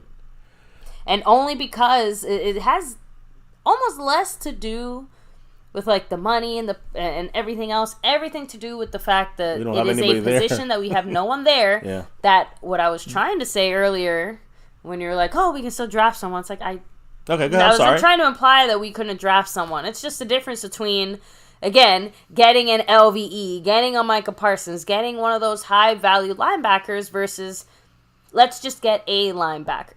Let's just draft a linebacker to help out, to fill in the holes, to be a depth piece, right? But yeah, us trying to continuously draft guys to be our starters is not working. And I don't think this is no longer a situation where we can afford to just draft someone and hope it works out. We need someone who's going to work out. That's it. No ifs, ands, or buts about it. So even if it's not Devin White, that's a position I feel like needs to be addressed by a free agent and not a draft pick. And that is where Zimmer will come in. Zimmer, whoever gets this job, what kind of guy they want, we'll find out. But listen, without question, there's a hole at linebacker. That's why my two names that I would target would be Devin White from the Bucks and Patrick Queen from the Ravens, who I think might be even a little more expensive. He got drafted there with Micah, right? So to me, not Micah, CeeDee Lamb. So to me, I think he is a guy that we just got to see which is the better deal, I guess you could say. But I would be happy with either guy, much happier with Devin White, probably cheaper for Devin White. But here's the other thing, too, because I'm looking at these other guys, and you look at that's a linebacker. That's the one I think is the one I think we have the best chance to go after in an all-in type of move. Yeah. Jalen Johnson's going to be too expensive, in my opinion, baby. I love the guy. I want him here, but I just don't see the way the Cowboys are going to pay another guy after we paid Trayvon Diggs last year. We're going to pay Jalen Johnson. I don't think it's going to happen, but that's why I said you got the fallback plan of a Stephon Gilmore, and then one other again. You got L'Jarius Sneed from the Chiefs, who's an option you can throw in the mix without question. But the last part of defense is a defensive front line, and you can go after a Justin Matabuki from the Ravens, who I think will be a little cheaper, but he's more of a 3-4. He's like a 3-4 defensive end. So it's really like a 3-tech almost in a 4-3. I feel like I would have to have a better idea of how our coordinator would want to run our scheme. Exactly. We don't know that. Before moving in that direction. Right. So it feels like too many other pieces would have to fall into place. But that's why, I brought up the Chris Jones and the Christian Wilkins, because they are dominant free agents at that position. Yeah. And that's where the Cowboys got to get someone in that line, in that lineage, like a Hankins. But that's the thing I'm trying to say. There's a lot of Hankins out there. Isaiah Buggs will be out there, probably free agent. There's a lot of guys you can get for $1.5 million or $2 million that can do what Jonathan Hankins does. Yeah. So that's what I would focus on and throw Mozzie as our third guy in that mix. We need to get run stoppers in there. If you're all in, Mozzie has to take a little more of a developmental second year and maybe play a depth role for the Cowboys. So to me, that's the biggest question, is that defensive interior tackle that lines up next to Osa. What's going to be the decision for the Cowboys there. I don't have really a name there because we don't know who our defensive coordinator is. No. But we definitely know linebacker is a need, and we know that we got to fill in that cornerback spot, whether it's Gilmore or Jalen Johnson or someone in between. The lowest I would go is Gilmore, and the highest I would go is Jalen Johnson. And it's pretty simple as that at cornerback, in my opinion, because look behind that. What do we got? Because Jordan Lewis is gone. He's a free agent, and I don't think we're re-signing him. And then after that, it's just horrible. Horrible. So cornerback is important as well. So that's the way this defense look. Linebacker, cornerback, and a defensive tackle, free agent wise.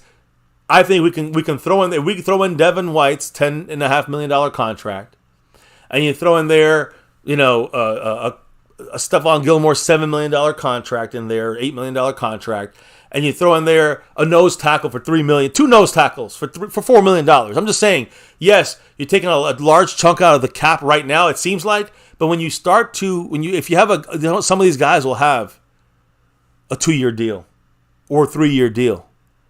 These cap hits will not be $7 or $8 or $12 million.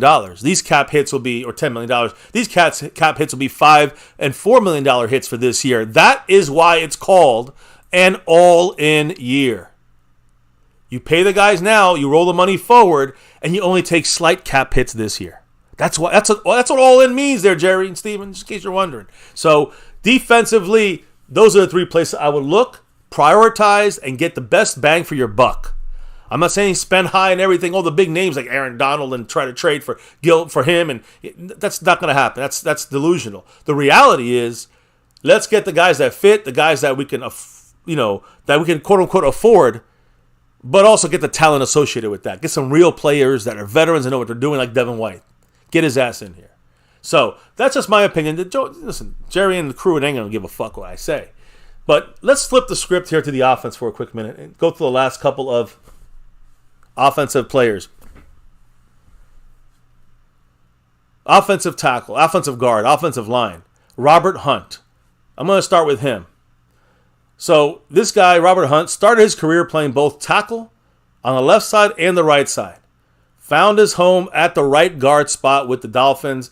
He'd have to flip over to left guard for the Cowboys if we're going to push down Tyler Smith to Tyron's spot or something like this, or you put Tyler Smith at a left tackle. But he's a 6'6", 335. That's perfect for a zone blocking scheme that we have currently.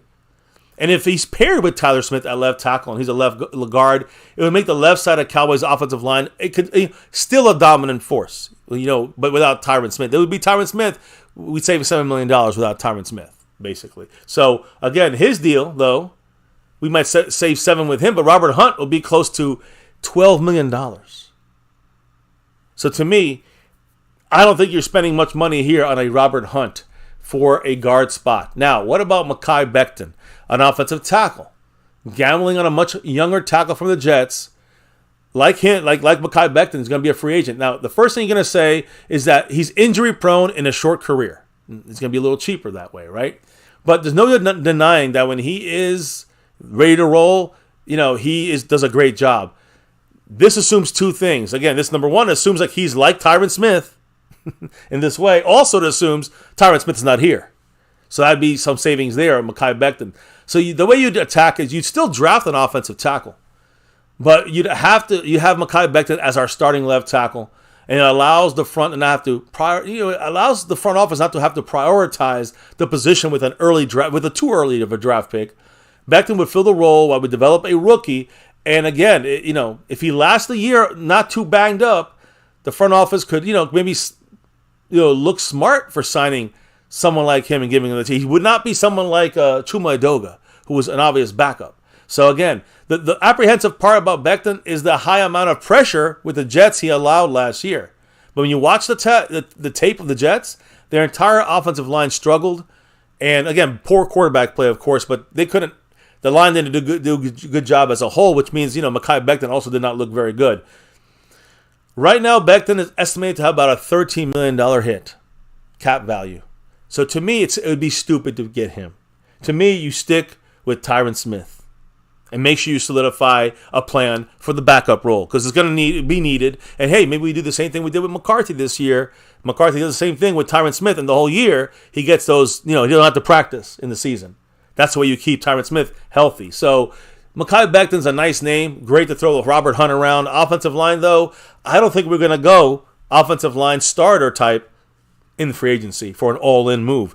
I think we have enough guys now that we're good there. Of course, at quarterback, we're good.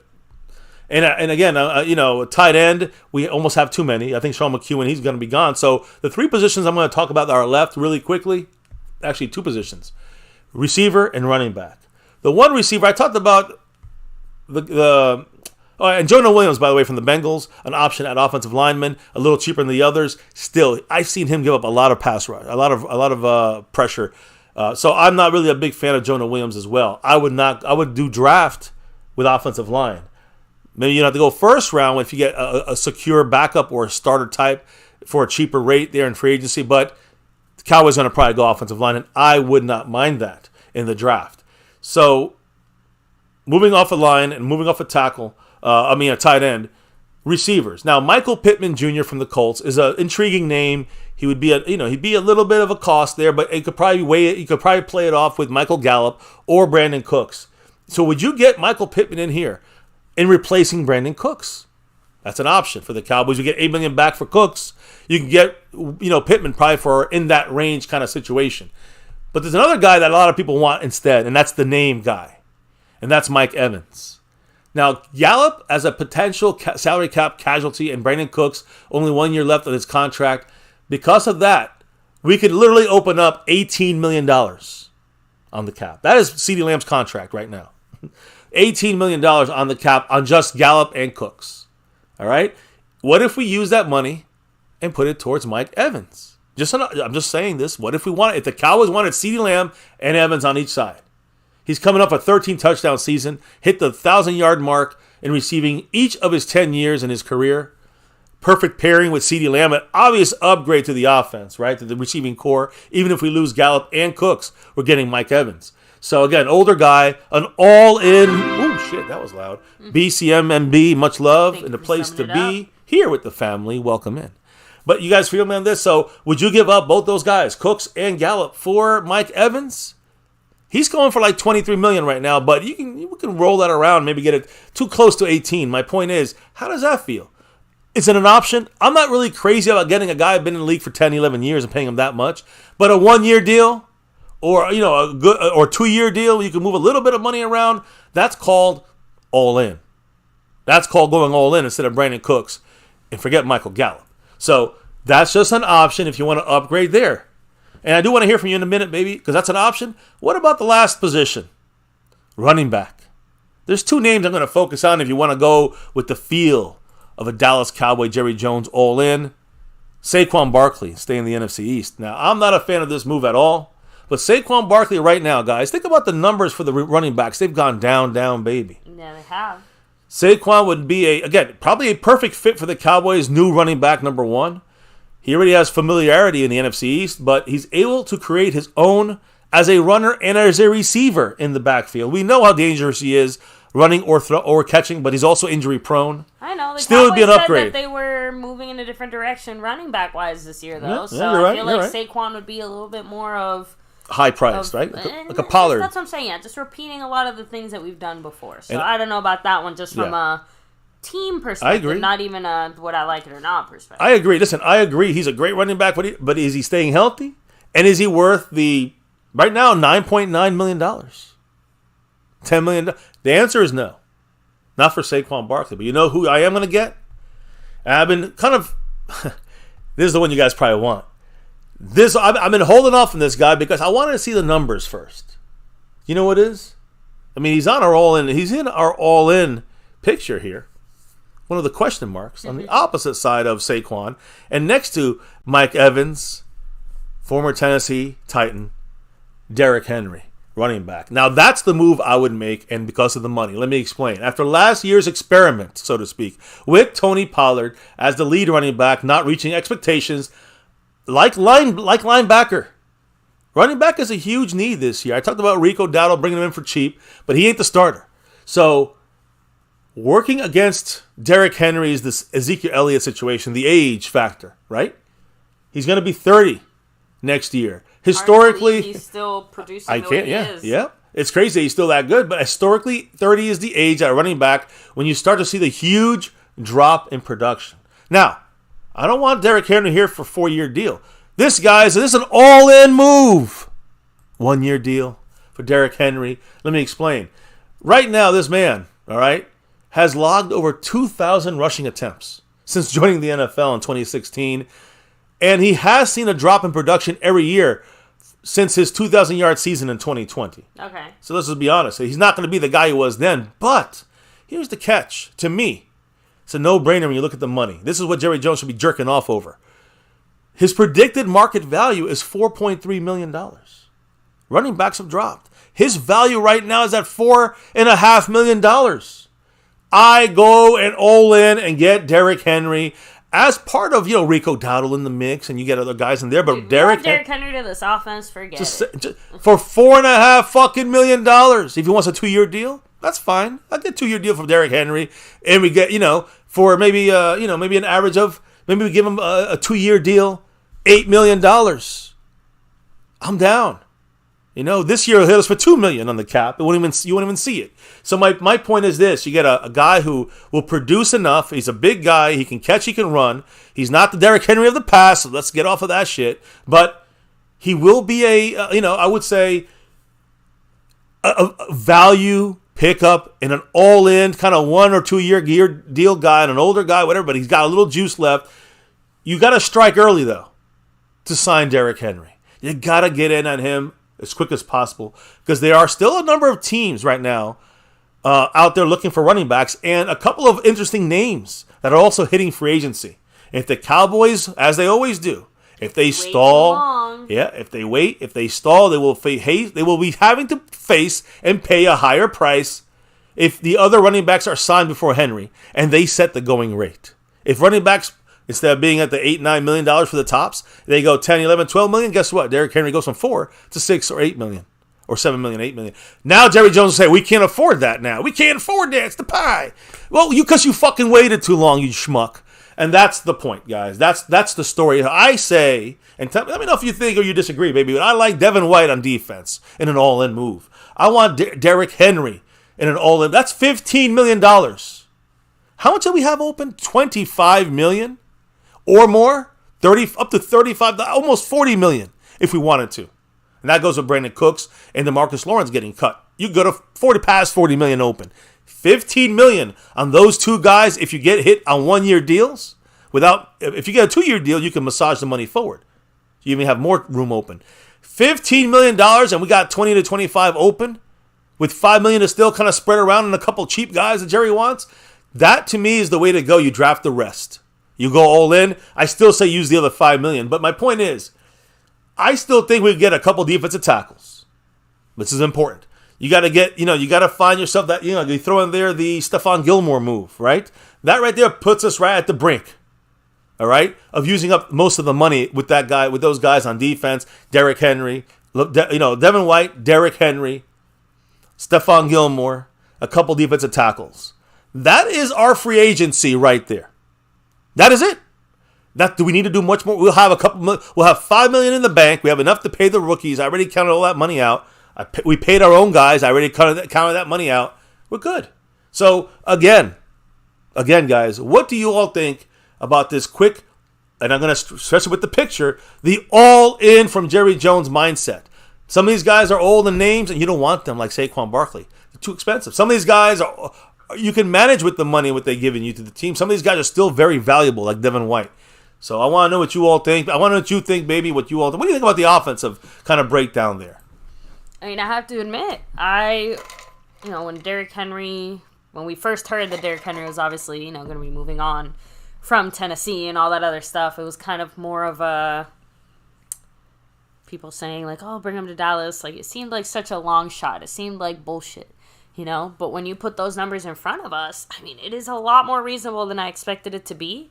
And considering the impact he'd be able to have on this team, this offense, I mean, it could be major. Yeah. Especially you saw the deficiency last year of not having really any running backs. Pioneer also throwing out there, Henry already does live in Dallas. He does, and he's working out in Dallas right now, which, it's always interesting. But I wanted to throw something else in here. You can still keep Rico as your third guy. Malik Davis as your fourth guy in the practice squad, and draft a fifth-round running back, Frank Gore Jr., as in the fifth or sixth round. I'm just saying there's a lot of running backs you can still draft to pair along with Derrick Henry, Enrico Dowdle, and Malik Davis. And Deuce Vaughn is gone, by the way, if we draft the guy. So I'm just saying, like, that's the way this would look. And I think that'd be a much better overall, not maybe as individual, and Pollard is fantastic, but as a group of running backs, it's the best combination of different skill sets in a group there. You know what I mean? That I think we could work great in our offense, and will help us in the red zone, help us in short yardage with Derrick Henry, and the other guys we can still utilize. Just like think of it this way: you get Derrick Henry, you get Devin White, a linebacker. You're going all in, and you spent barely $10 million. Well, those two guys you get at 15. I guess closer to 15. But you get Gilmore for another 7 or 8, and then you have another couple million for your defensive tackles, for a Hankins or and another guy. Just saying, I think that strikes a pretty. And again, the reason I say that too is just because obviously going all in, like, yeah, everyone would love to get Johnson and get the number one top guys or whatever. Like you said, that's basically impossible. Most teams don't do that. Pretty much nobody does that. And I'm trying to keep it, like I said, within the realm of possibility. Right? Pretty much everything we mentioned here is already stepping outside of the Cowboys' comfort zone. Remember what they look like. Remember, they're still the clown show. They're going all in. Doesn't necessarily mean what we say going all in is. They're going all in. It still looks a lot clowny. It looks very clown showish. So keep that in mind. Jared Jones said, "We don't have enough money, not enough pie. McCarthy ate it all." Sledhead 50, thank you. Said MCF, good work. Breaking down those numbers, I thought it'd be much higher. Yeah, I mean, again, I just wanted to show everybody. When they say that there isn't enough pie or that we don't have the money, we do. Remember this shirt? We still have it out there. It's a money pie. And the pie is a lie. Never forget that. Jerry Jones will always use, and that's why some people are easy to scream at, Dak Prescott. And don't sign CeeDee Lamb. We can't afford signing. Yes, we saved $10 million this year if we extend CeeDee Lamb. Are you fucking kidding me? He's $18 million. He'll hit for $8 million if we extend him. This is just the way it works. But yet, Stephen Jones and Jerry Jones will look you dead in the face and dead in the eye and say, because of the CeeDee Lamb contract, we can't pay this guy this year. That's bullshit. They will say, because of Micah Parsons' extension, $35 million a year, we can't pay. There's no difference in the cap hit if we extend Micah for $45 million. He's going to be $35 million. I'm just saying, you give him $100 million, it's not going to make him any changes on the cap, because this year will still stay the same based on the structuring of his cap hit. So these are lies by the front office, and we're trying to tell you guys, don't blame it on Dak. Dak will actually help us this year. He's going to hit $59 million plus. He's only going to hit for $29 million plus. If we sign him to an extension or even restructure him, we get 25 back instead of 30. If we get money back from this, we are 20 over the cap, but we'll be 30, 40 under the cap. And then you pay our guys, and you got to pay the rookies. You got to save some money. I know. And we got down to $25 million, up to $35 to $35 million on the cap. The two main guys are costing 15. Stephon Gilmore costs you 7-8 million. And, I'm just saying, like, right now, that would be the rest of the guys that we get after that would be mid-tier or low-tier guys, but they would be important positions like depth, and specifically, you can say offensive depth, but to me, it would be about depth or not depth, even starting quality as a run-stopping defensive nose tackle, 1 tech or 3 techs. That's what we need to spend the money on. Those are $2 million a pop if they're good. So we can sneak in a couple of those, still have Mozzie in the mix, and help our linebackers by getting actual run stuffing, and guys that can take on double teams and not let these linemen block the linebackers in the second level. That's our problem with our defensive tackles. They don't know how to keep the blocks hinged to them.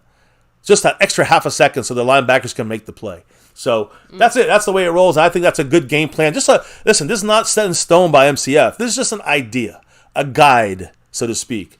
It's just a guide so you can see the picture clearer when it comes to this team and the lies the front office says and the reality we deal with here on MCF. Yep. So when they tell you they can't do it, if they want to go all in, they are lying. We can easily go all in this year, spend the money this year by getting guys signed and extended and restructured forward. That's how you make more money open this year, and you put all the money in this year to get the guys you need to win, then that's all in.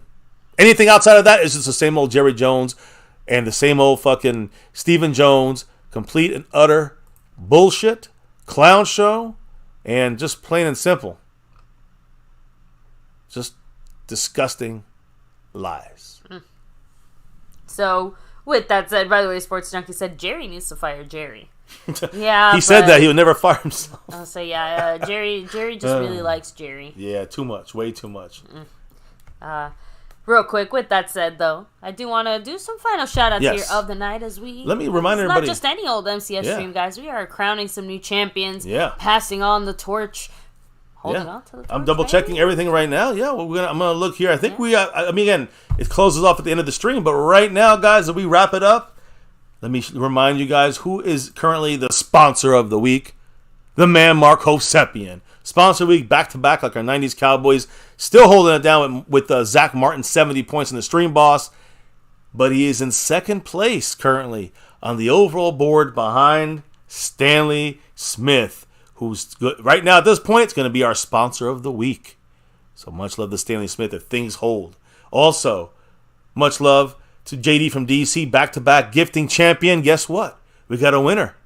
He got the 2 weeks of domination. Much love to JD representing that star in enemy territory in DC. But Jason Renfro has taken over that gifting board if no one else gifts anything with one gifted membership. It was tonight. I think Scorpio got it. Congrats.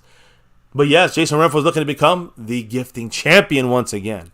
And last but never least, Marissa Sparkle, the Cash App Queen, repping that star over everything all week in here wearing that crown. But we do have to announce a winner here as well. We had SnugX come up big and take the lead at the open of the show, but then Stanley Smith has just grabbed the crown from Marissa's head and from Snug's hand, because now Stanley Smith, if things do stay the same the last 5 minutes of the show, he will be the Cash App King. So, baby, Jason Renfro, you see him up there taking that gifting championship, it looks like, and Stanley Smith taking over the rest of the board. Stanley, much love to him, the Cash App King, looking like it this week, kicking off tomorrow, and the overall sponsor of the week. I think it's the first time for him as well for that. That's so right. Congrats. He's been the Cash App King, but never the sponsor of the week. So congrats to you there, sir. Appreciate it. And go Cowboys. Stanley, the man with the plan. Now, baby, I just wanted to announce everybody and make sure we announce everyone, shout everybody out on this side of things. Also, those that dropped the love from above today and a half. SnugX, much love to you, sir. We know why he's here. Dwayne Broussard, top dog. Jason Renfro, the gifting champ. This week winning the crown. Alanda Hanslu repping it here with a J-Lu 2. Gotham guy in the house. And Stanley Smith, of course, dropping the love in the Cash App, winning it all here. So thank you guys, and another great family battle once again here on MCF. Now that wraps up my side of things, baby. I know you got a couple things to say when it comes to the shout-outs and those little comments attached to everybody in the chat. Yes. Jared Jones saying, I made Quinn and Joe Whitt both fair offers, $20 an hour plus medical. Thank you, Jerry, for making a good move like that. Notice he said medical and not medical and dental. Maybe that was a mistake, Jerry. I can't wait to hear the offer you give to Adam Dirty tomorrow. I can't wait to hear the deal you give to Ron Rivera, and especially Mike Zimmer. What's going to win over Mike Zimmer? Oh, SnugX in the house. Yeah. Shout out to you. Sports Junkie, hello and hi. Sledhead 50. We got Fortune in the house. Dustin Roberts, thanks for being here. Rolando Rodriguez representing. Paul Third saying all in is a throwaway term. Nothing changes until Jerry relinquishes authority. Agree, but we got to see if they actually even try to go all in, right? We're going to hold them to it. They're going to go all in? Yeah, the day the Cowboys go all in is when the entire Jones family stops trying to act like they know football enough to run a team like that. They care more about the soccer thing. That's their Super Bowl and they lost it. Revelation journalist, Trapping After Dark. We got Gotham guy. Bruce got the toxic juice. Let me see. Scorpio, of course. Tokyo, Chris Davis, Asmodeus. Trying to roll back here. Wilson Santiago, Raul. Frame Rippers. Man, Voodoo in the house. Eric Wallace. Asmodeus. Yeah, it's more or less about as far back as I can go here. So, baby. Again, I appreciate everybody this week doing their thing as we have another off-season week coming up. But we do know tomorrow there'll be some coaching Interviews for the in-house guys like Adam Dirty, defensive line coach, maybe Al Harris. Tuesday, we know it's the veteran guys like Ron Rivera and Mike Zimmer. Free agency, we could talk about that for the next month.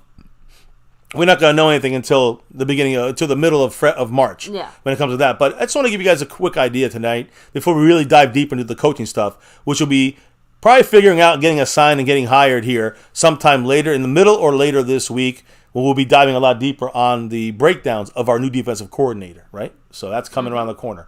Guys, thank you for rocking with us. But, baby, why don't you let them all know here, as you proudly display MCF, why do we do this here on this channel each and every day and night? It's that navy blue, that silver too, and that star over everything. Win, lose, or draw, good, bad, or ugly here on MCF, we always rep that star over everything. And guys, over 6.5 years, getting into our 7th year here on My Cowboys Family on YouTube. Never forget the number one thing here, now, and forever. As always, go Cowboys! Let's get that 6 and beyond. And that means Kansas City beat the Niners on Sunday. So we can be the team that at least has a chance to once again make a run at that 6 before the damn Niners do. Thank you all for dropping your knowledge in the chat all night long, all week long, all month long, all year long, all 6.5 years long. Thank you for the chat. Can't do this without your input. Also, truly appreciate the love from above. Those that dropped the love, cannot say enough about you guys. But now it is time to close out tonight's show and the whole week. Clocking out and dropping out for the night, relocking and reloading a whole new week tomorrow, and we'll keep going. But baby, why don't you let them know what we got to do before we drop out of here for the night? We got to drop the beat. Oh yeah, the beat's been dropped.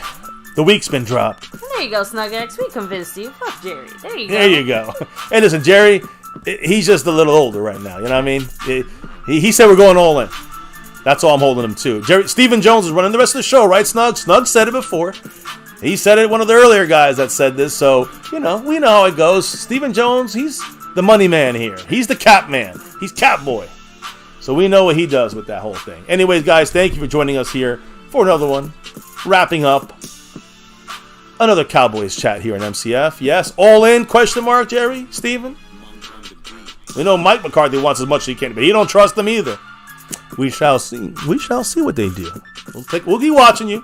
We're watching the all-in Joneses. We'll be watching this shit here in MCF. We're keeping our eyes on it. That navy blue, that silver too, that star over everything. Never forget the number one thing right here on My Cowboys Family. Much love to everyone in the house, chilling, watching, hanging with us. And don't forget to hit that like button for the stream. Hit subscribe to the channel. We're almost at 31K. We're like 150 away, guys. Thank you for that on that side of things, growing the thing. And, of course, hitting that notification bell to all videos. Make sure you do that with that little notification bell. Follow us on all social media at MyCowboysFamily. Jump in the Discord, etc., guys. Have a safe night. Have a great night. We'll see you back tomorrow in a new week. Take it easy. Stay safe. Peace. And never, ever forget, go Cowboys!